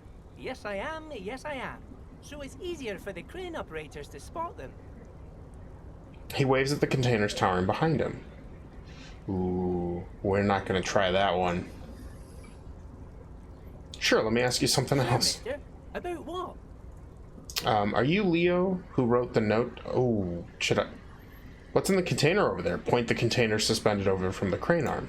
Oh, that one. That should be empty as far as I know. Lots of containers here have nothing in them. They're just waiting to be loaded up.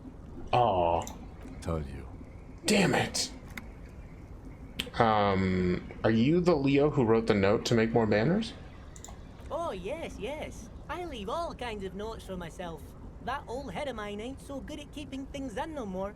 I almost forgot about the borscht. What was that about the borscht? Oh, yes. I've been taking special whirling borscht to the men every day since the strike started. The little guy chuckles merrily. Aw, he's a sweetie. It's very, very good. Makes a man feel so warm and happy. I feel like I could take on Mr. Renadan's boar dogs every time the lunch is done. Okay. Power borscht, huh? Never heard of a borscht that turns little guys into dogfighters. Alcohol, however. Oh. What do you mean by taking this soup to the men? Is it for striking? Yes, yes. I'm taking it to them. The borscht keeps them happy and in fighting spirits. Makes you all warm inside. They brew it in the whirling in rags. Who makes it at the whirling? Oh, the whirling's cook. He makes it. Them is always talking with Mr. Manana in that weird language and laughing together. He doesn't speak what we speak. He's from Grad. Oh. Looks like the borscht is spiked. I'm gonna look into it.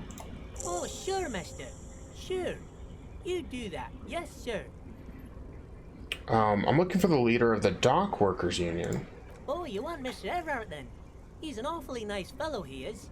Him and his brother are both nice fellows. They've lived their entire lives in this here neighborhood. He coughs, then continues immediately. Guys like Mr. Everett and Mr. Edgar, his brother, are real good guys. Made Martinez what it is today.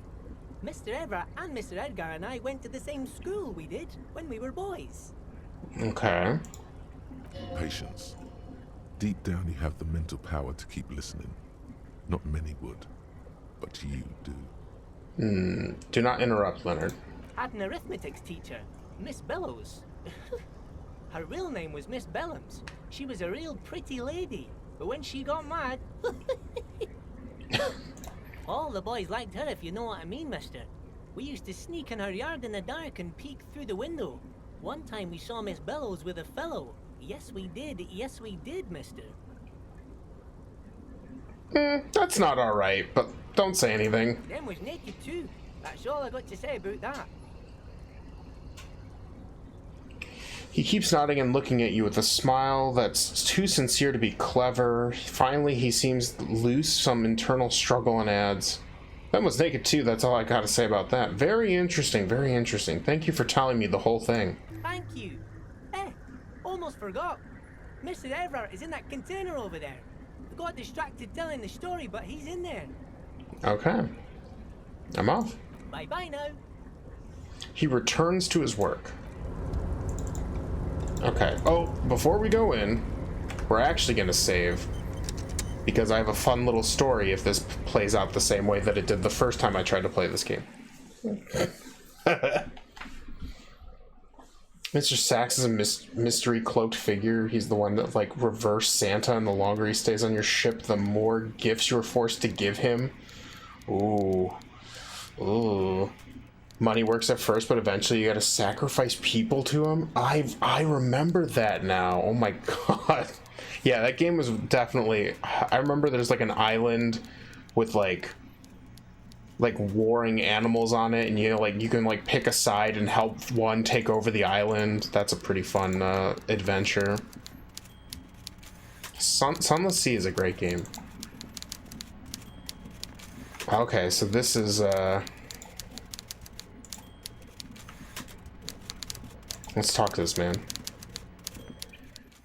Ooh. Before you is a walrus of a man seated behind a large desk. He looks up from his work, not the least bit surprised to see you. It's a very vague memory, but I did play like an hour of this game a long time ago when this came out. I wanted to play it on stream, but it didn't have the voice acting yet. So when they finally did the Final Cut update, I was like, yo, I have to play this game. It was such a cool and interesting game. But it had been, I feel like years, or I don't remember when Disco Elysium first came out, but it had been so long, and I'd played so many games before that, I'd forgotten most of everything except for what happens if you mess up this part.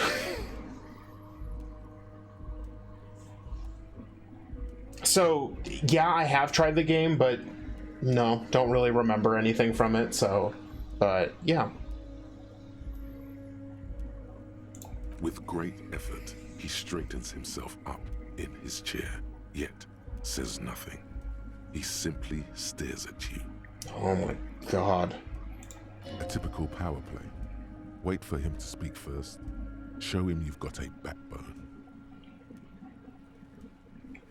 Oh, remember, you can heal during conversations. I did not know that. I do now. Say nothing. Look him dead in the eye. The one good eye of this man fills you up without even flickering. The other, his lazy eye, is constantly moving like a goldfish in a tank. Okay. Grotesquely magnified by his +6 glasses. His +6 glasses. I need those. For a moment, you don't know where to look. It is unbearably humid in the trailer.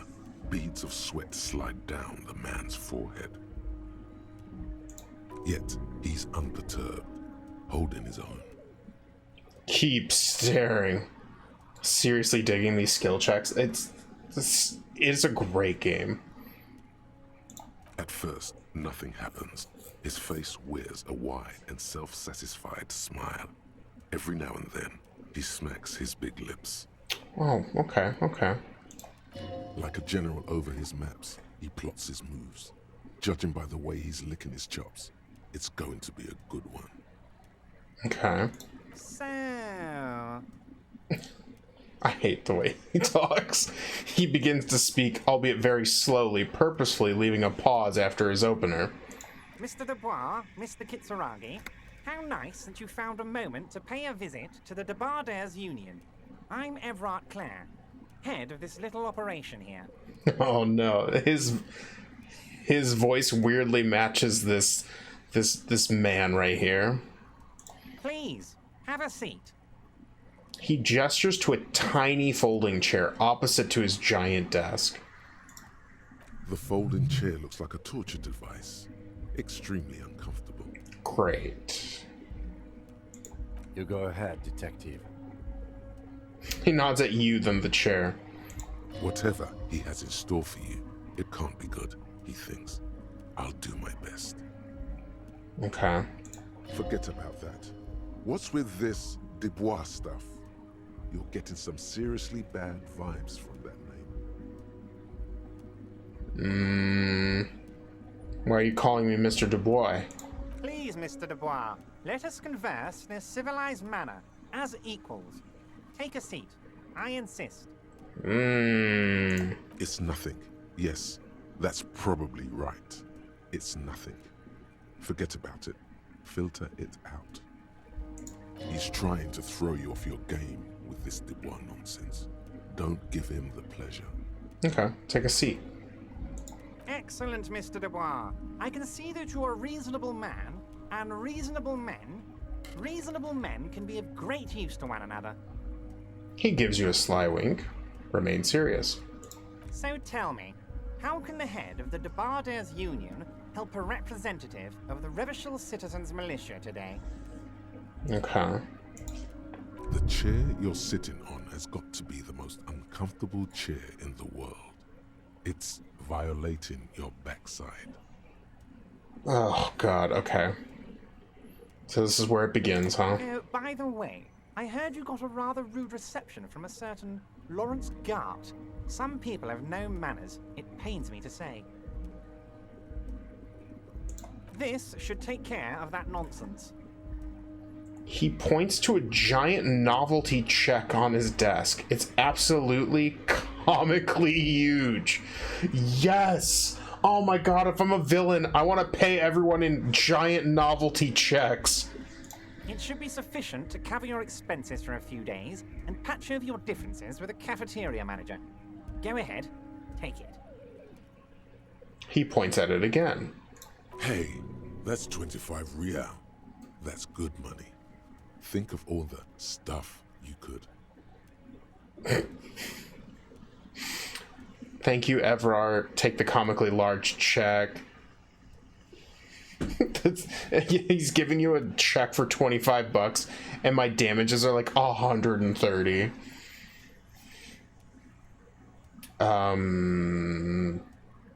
Thank you, Everard. Take the comically large check. Don't mention it. But also, don't forget it. I'm just kidding, of course. Another wink. Is he? He's not kidding at all. Now, I'd like to set your mind at ease about one other matter. Your lost gun. Let me assure you, Union people are on it as we speak. I've got my best hounds looking for that lost gun. Okay. His slug-like lips move, but all you hear is an echo. Lost gun, lost gun, lost gun. Yeah. For those who might be new to the stream at the moment, I have amnesia, and I guess I went on like a Dude Where's My Car style banger for a few days and woke up, don't know where any of my stuff is. All I know is that I'm a cop and I'm supposed to be investigating a murder. So all this stuff sucks. The world is swallowed by a black hole of fear. Only 2 words escape its gravitational pull. Lost and gun. I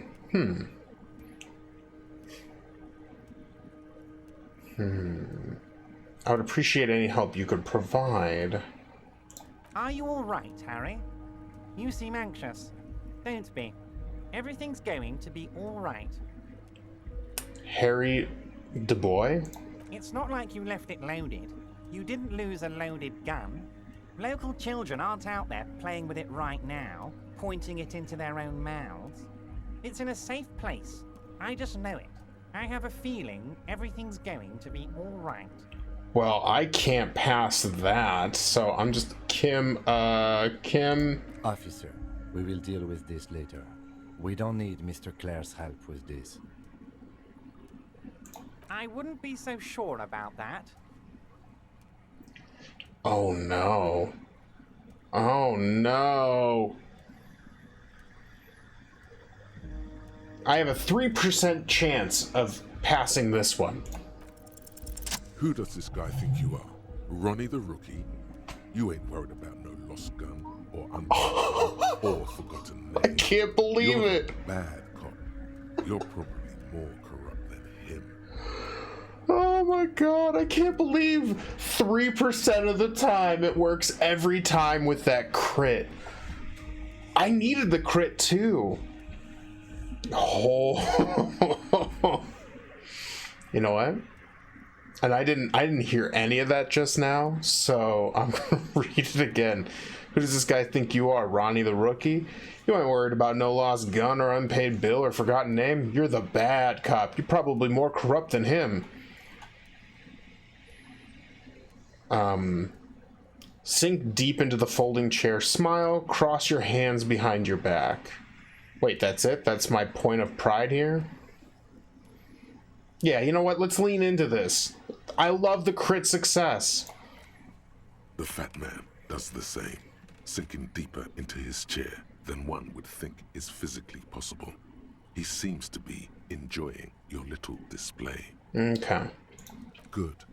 Now lean in with some corruption. Oh, interesting. Okay, yeah. Listen, Everett, pal.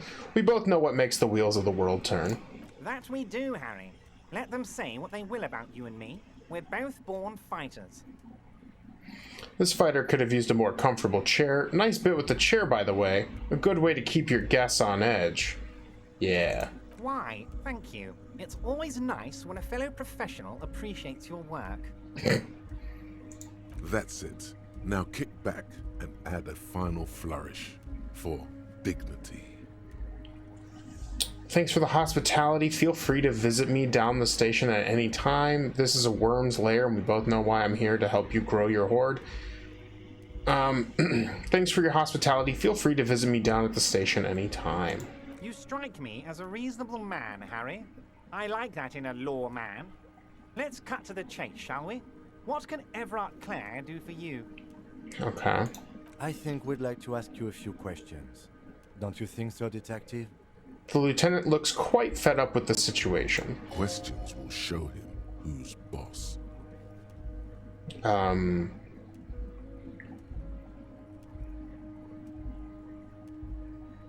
want to talk about the hanging. Oh, of course. That's your main thing here. That's why you're in Martinez. I know everything that goes on around here, and I would love to discuss it with you. Okay. Perfect. This is what we wanted to know. I mean, it's no secret that the lynching is connected to the strike. So much to talk about. Honestly, it's been weighing on me so heavily. I understand you need to interview me. I'm going to say nothing. But there's a thing that's been keeping me up at night. I want to talk about the hanging. I mean, if we could just calmly talk, exchange information, we could blow this thing wide open. Interesting. Yes, that sounds good. Let's do that. But I can't think straight with this thing weighing on me.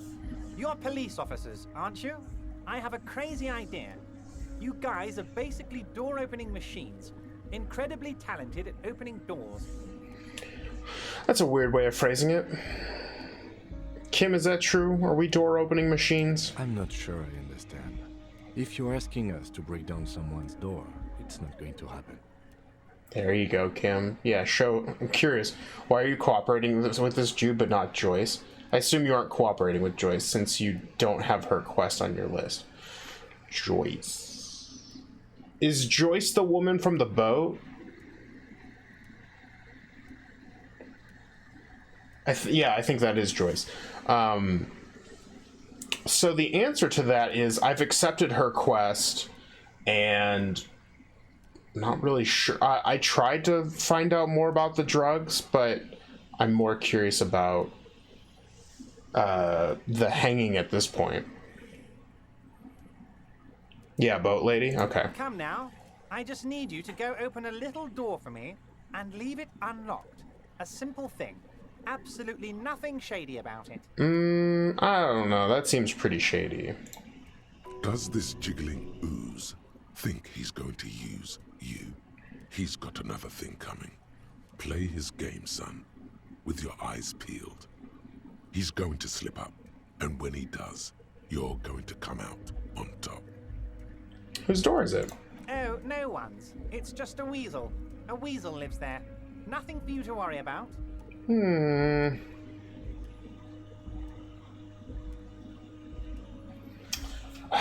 don't know if I want to necessarily work with this sleazeball. I was kind of hoping to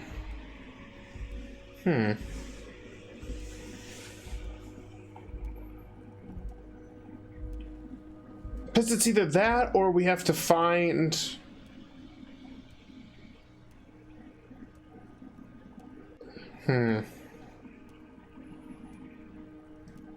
What do you mean by weasel? A loud blabbering weasel. When weasels feel no one is watching, they start acting foolishly. He removes his glasses and rubs his nose. Just go there, unlock the door, and leave it open. It's been such a burden on me, Harry. I just want this to be over so I can discuss business with you. I'm gonna refuse the task. I don't want to cooperate with this guy. He only gave me $25 and gave me a shit chair. Of course, Harry, I understand. But if that's the case, I don't think we'll ever find your gun. Even worse, we won't be able to speak like equals about the murder. Okay. Perhaps this was just bad timing for you. Know that you can always come back to me. I really hope you do. For your sake, my sake, and for your gun's sake too. Yes, we both understand what you meant. This may be the only way, he thinks. I won't hold it against you. In fact, we probably should reconsider later.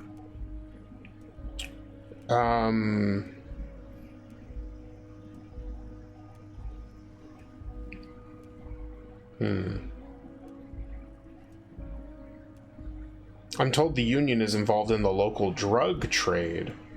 What? Harry, how could you say that to me?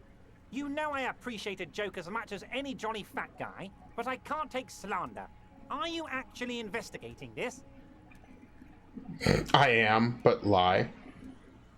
No comment. Harry, you wound me, Harry, in the heart. But I trust you to put this to bed. Do what you must, and let's change the subject, shall we? Thank you for your understanding. We will continue to do what we must.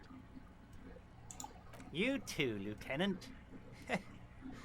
You know, I like you, but you never were my favorite. I'm a Harry guy. I'm Team Harry. Okay. None taken. Did we have anything else to do here, Harry?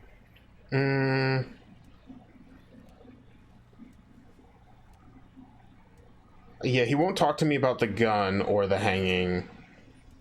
If the I am option is a lie, I think that means you didn't take the boat lady's quest yet. Well, I need to find...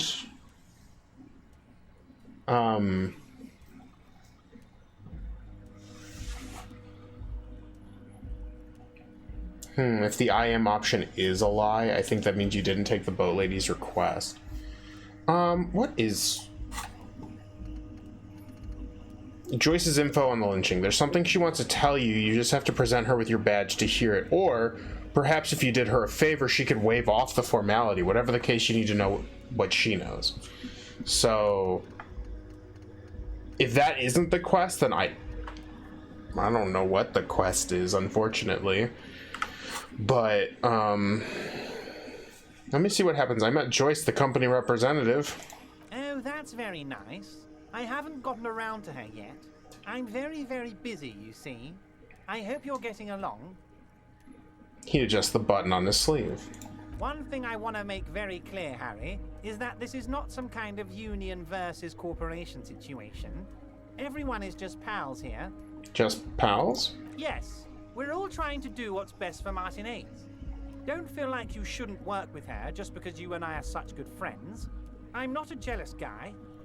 Interesting. Whoa, that's so nice of him. Suspiciously nice.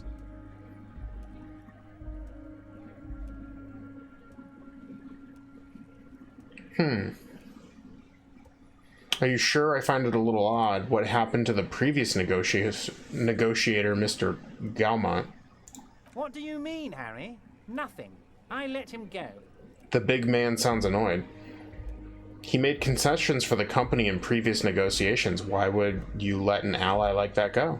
He's an old man, Harry. I wanted him to spend more time with his family. God knows how long he's got left. Oh, you called him a midget, and that's not okay. Harry, I have little people in my organization. I would never call someone a midget. What is this? Honestly, I'm beginning to think you're a midget, Harry. I'm only kidding, Harry. You're not a midget. No one is. We're pals. This guy's weird. I don't like him. It's hard to say if he really lost his temper, or if this is another one of his tricks. This man almost never angers visibly.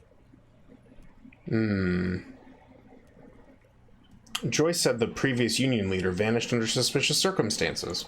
Vanished? Harry, the woman left her casserole in the oven and couldn't make it here in time for the voting. Oh, you gotta roll to persuade her. Maybe we did. I don't know if we did finish that conversation with her. Maybe the next time we play, we'll go back to her and see what's up. Oh, did I leave my casserole on? Better go home and check. The election can wait. When she got back, the whole thing was over. Everard, Joyce seems to think the union is lowballing her. Yes, yes. Low-balling, of course.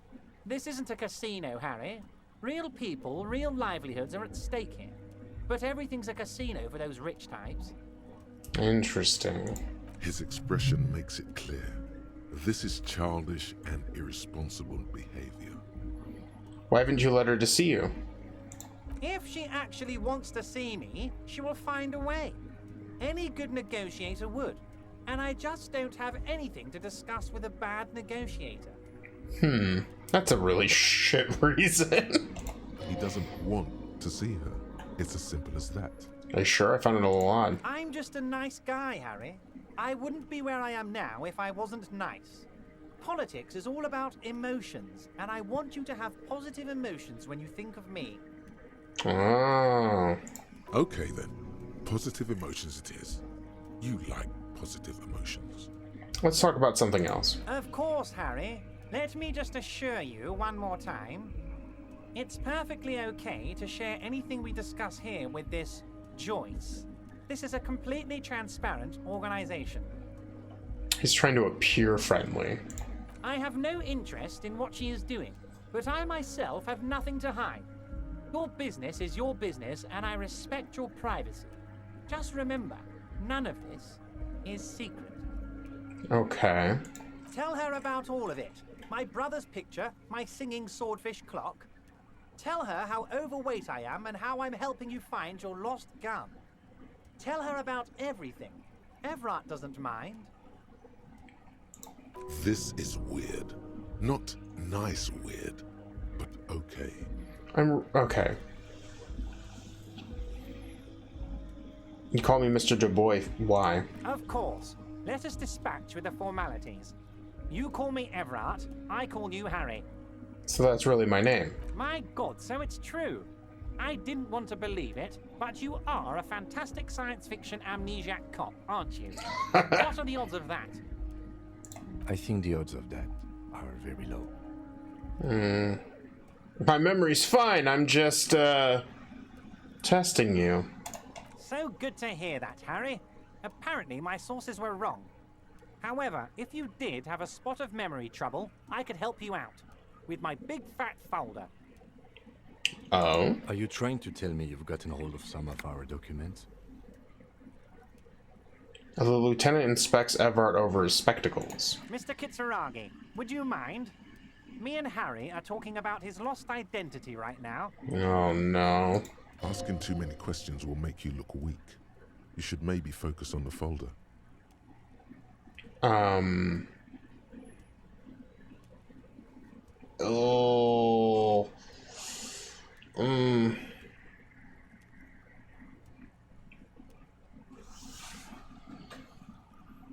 Do I want to risk it again? Have another look at that folder. Everett's large hands are covering the folder, but the look on his face says, I know everything about you, Harry. He knows everything about me. I'm sure it's not that bad. At worst, he has an old RCM folder, and I very much doubt even that. Harry, I just know the things that matter to our friendship, and I want you to feel free to ask me about those things.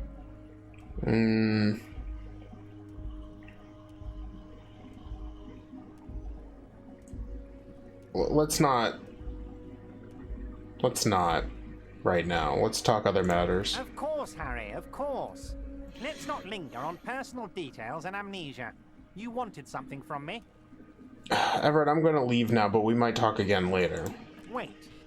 You need this to get in and out through the gate. He reaches into his drawer and pulls out a plastic card. Thanks. I was wondering how I'm supposed to get out. Here, you're one of us now. A real red and white Union man. Take care, Harry. Okay. Yikes. This whole situation is so absolutely fucked. Okay, so story time. Why can't I get out of here? Oh, that's why he's trying to go down. No, not yet. He basically knows he has all the cards on me, because not only is he looking for my gun, but he knows something about the murder, and he wants me to do something unsavory for it, and I'm not quite... I did take his comical check, but it's only 25 bucks. That ain't gonna do shit.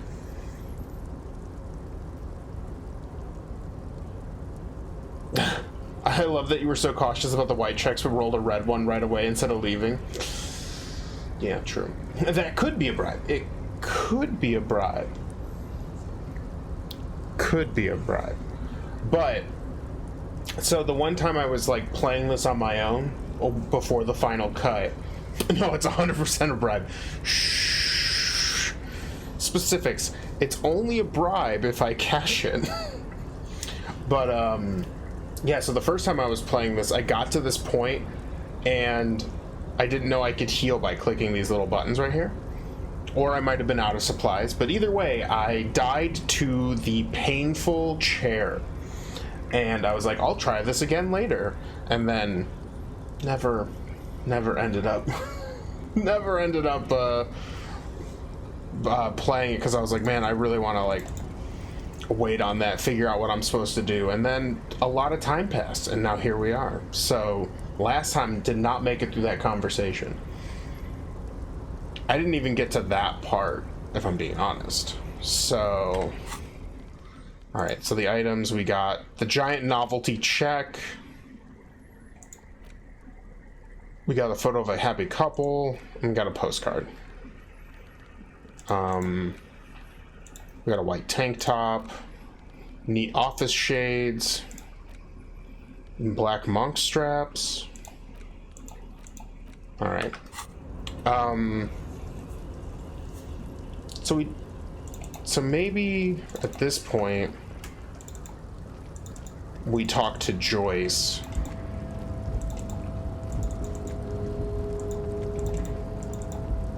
I think I just go back the same way I came. I think.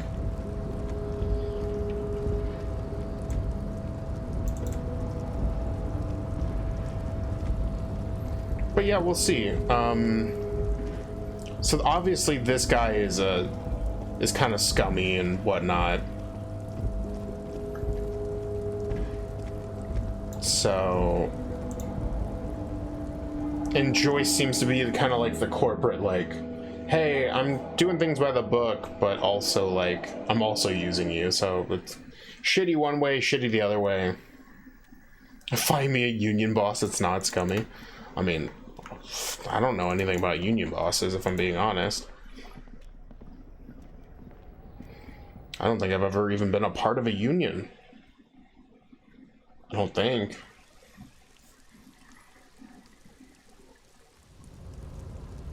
But, yeah.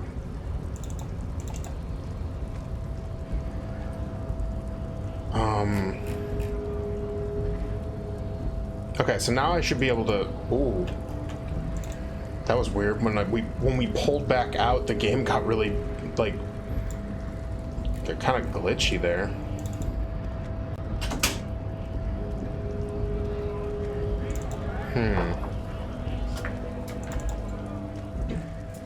I wonder why... Oh, is it because it's nighttime? It's giving me like a fog of war situation? Fun fact, there's a Steam achievement for finishing the game without ever looking at the body. This is actually a very unnatural way to play, of course, but technically you can, which I find incredible. Ah. That's actually really funny. Oh, that's my dog, Odin. Yes. He came in to say hello. But... Okay, so yeah, it's nighttime.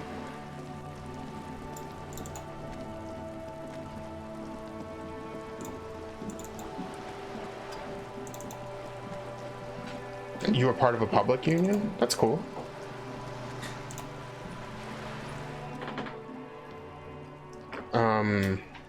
Okay, tell me about this alleged drug trafficking. What can I help you with?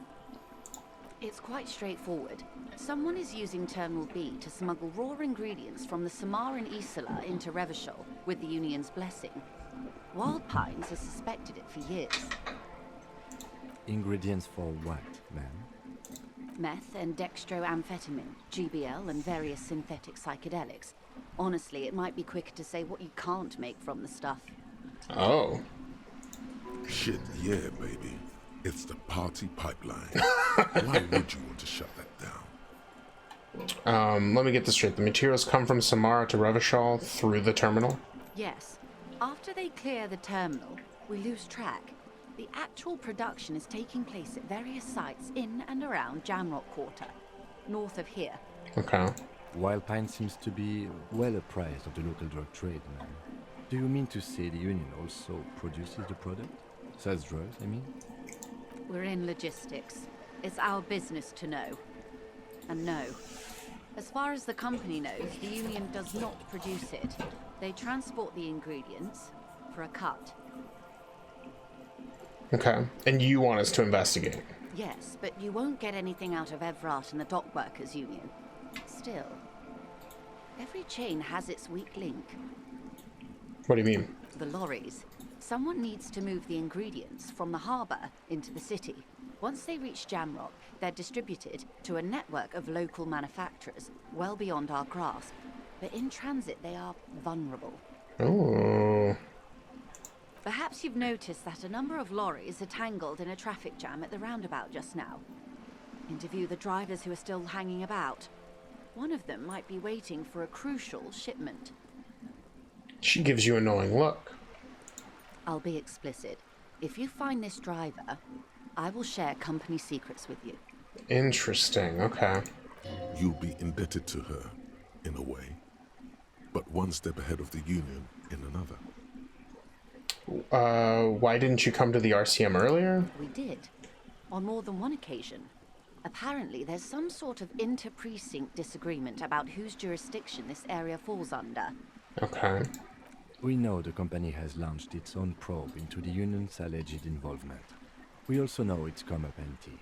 It's not just the RCM. No one's been able to find any hard evidence. Okay.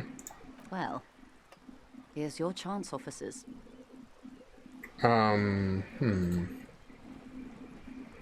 Okay. Alright. She simply nods. Alright, we're gonna leave for right now because we're actually gonna manually save here. Save. Confirm. Because we are at the end of the stream. Thanks, Yum Antimatter, for hanging out. I hope you had fun, and I can't wait to see you some more if you liked what you saw. We're going to do this every Monday. Thank you for the follow. I appreciate it. Brass, Status FX Gaming, Prax Music, Angel of Death. Welcome to the family. Thank you for following.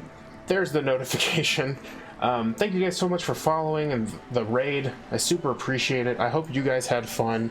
This is kind of a variety channel. We do a lot of stuff. My head is floating in this box because the black and black. Not well planned for me personally. But anyways, we do a variety of stuff. Thursday's kind of our retro gaming day. Sunday we do Anime Sunday, where we're playing Persona 4 Golden. On the retro we're doing Chrono Trigger.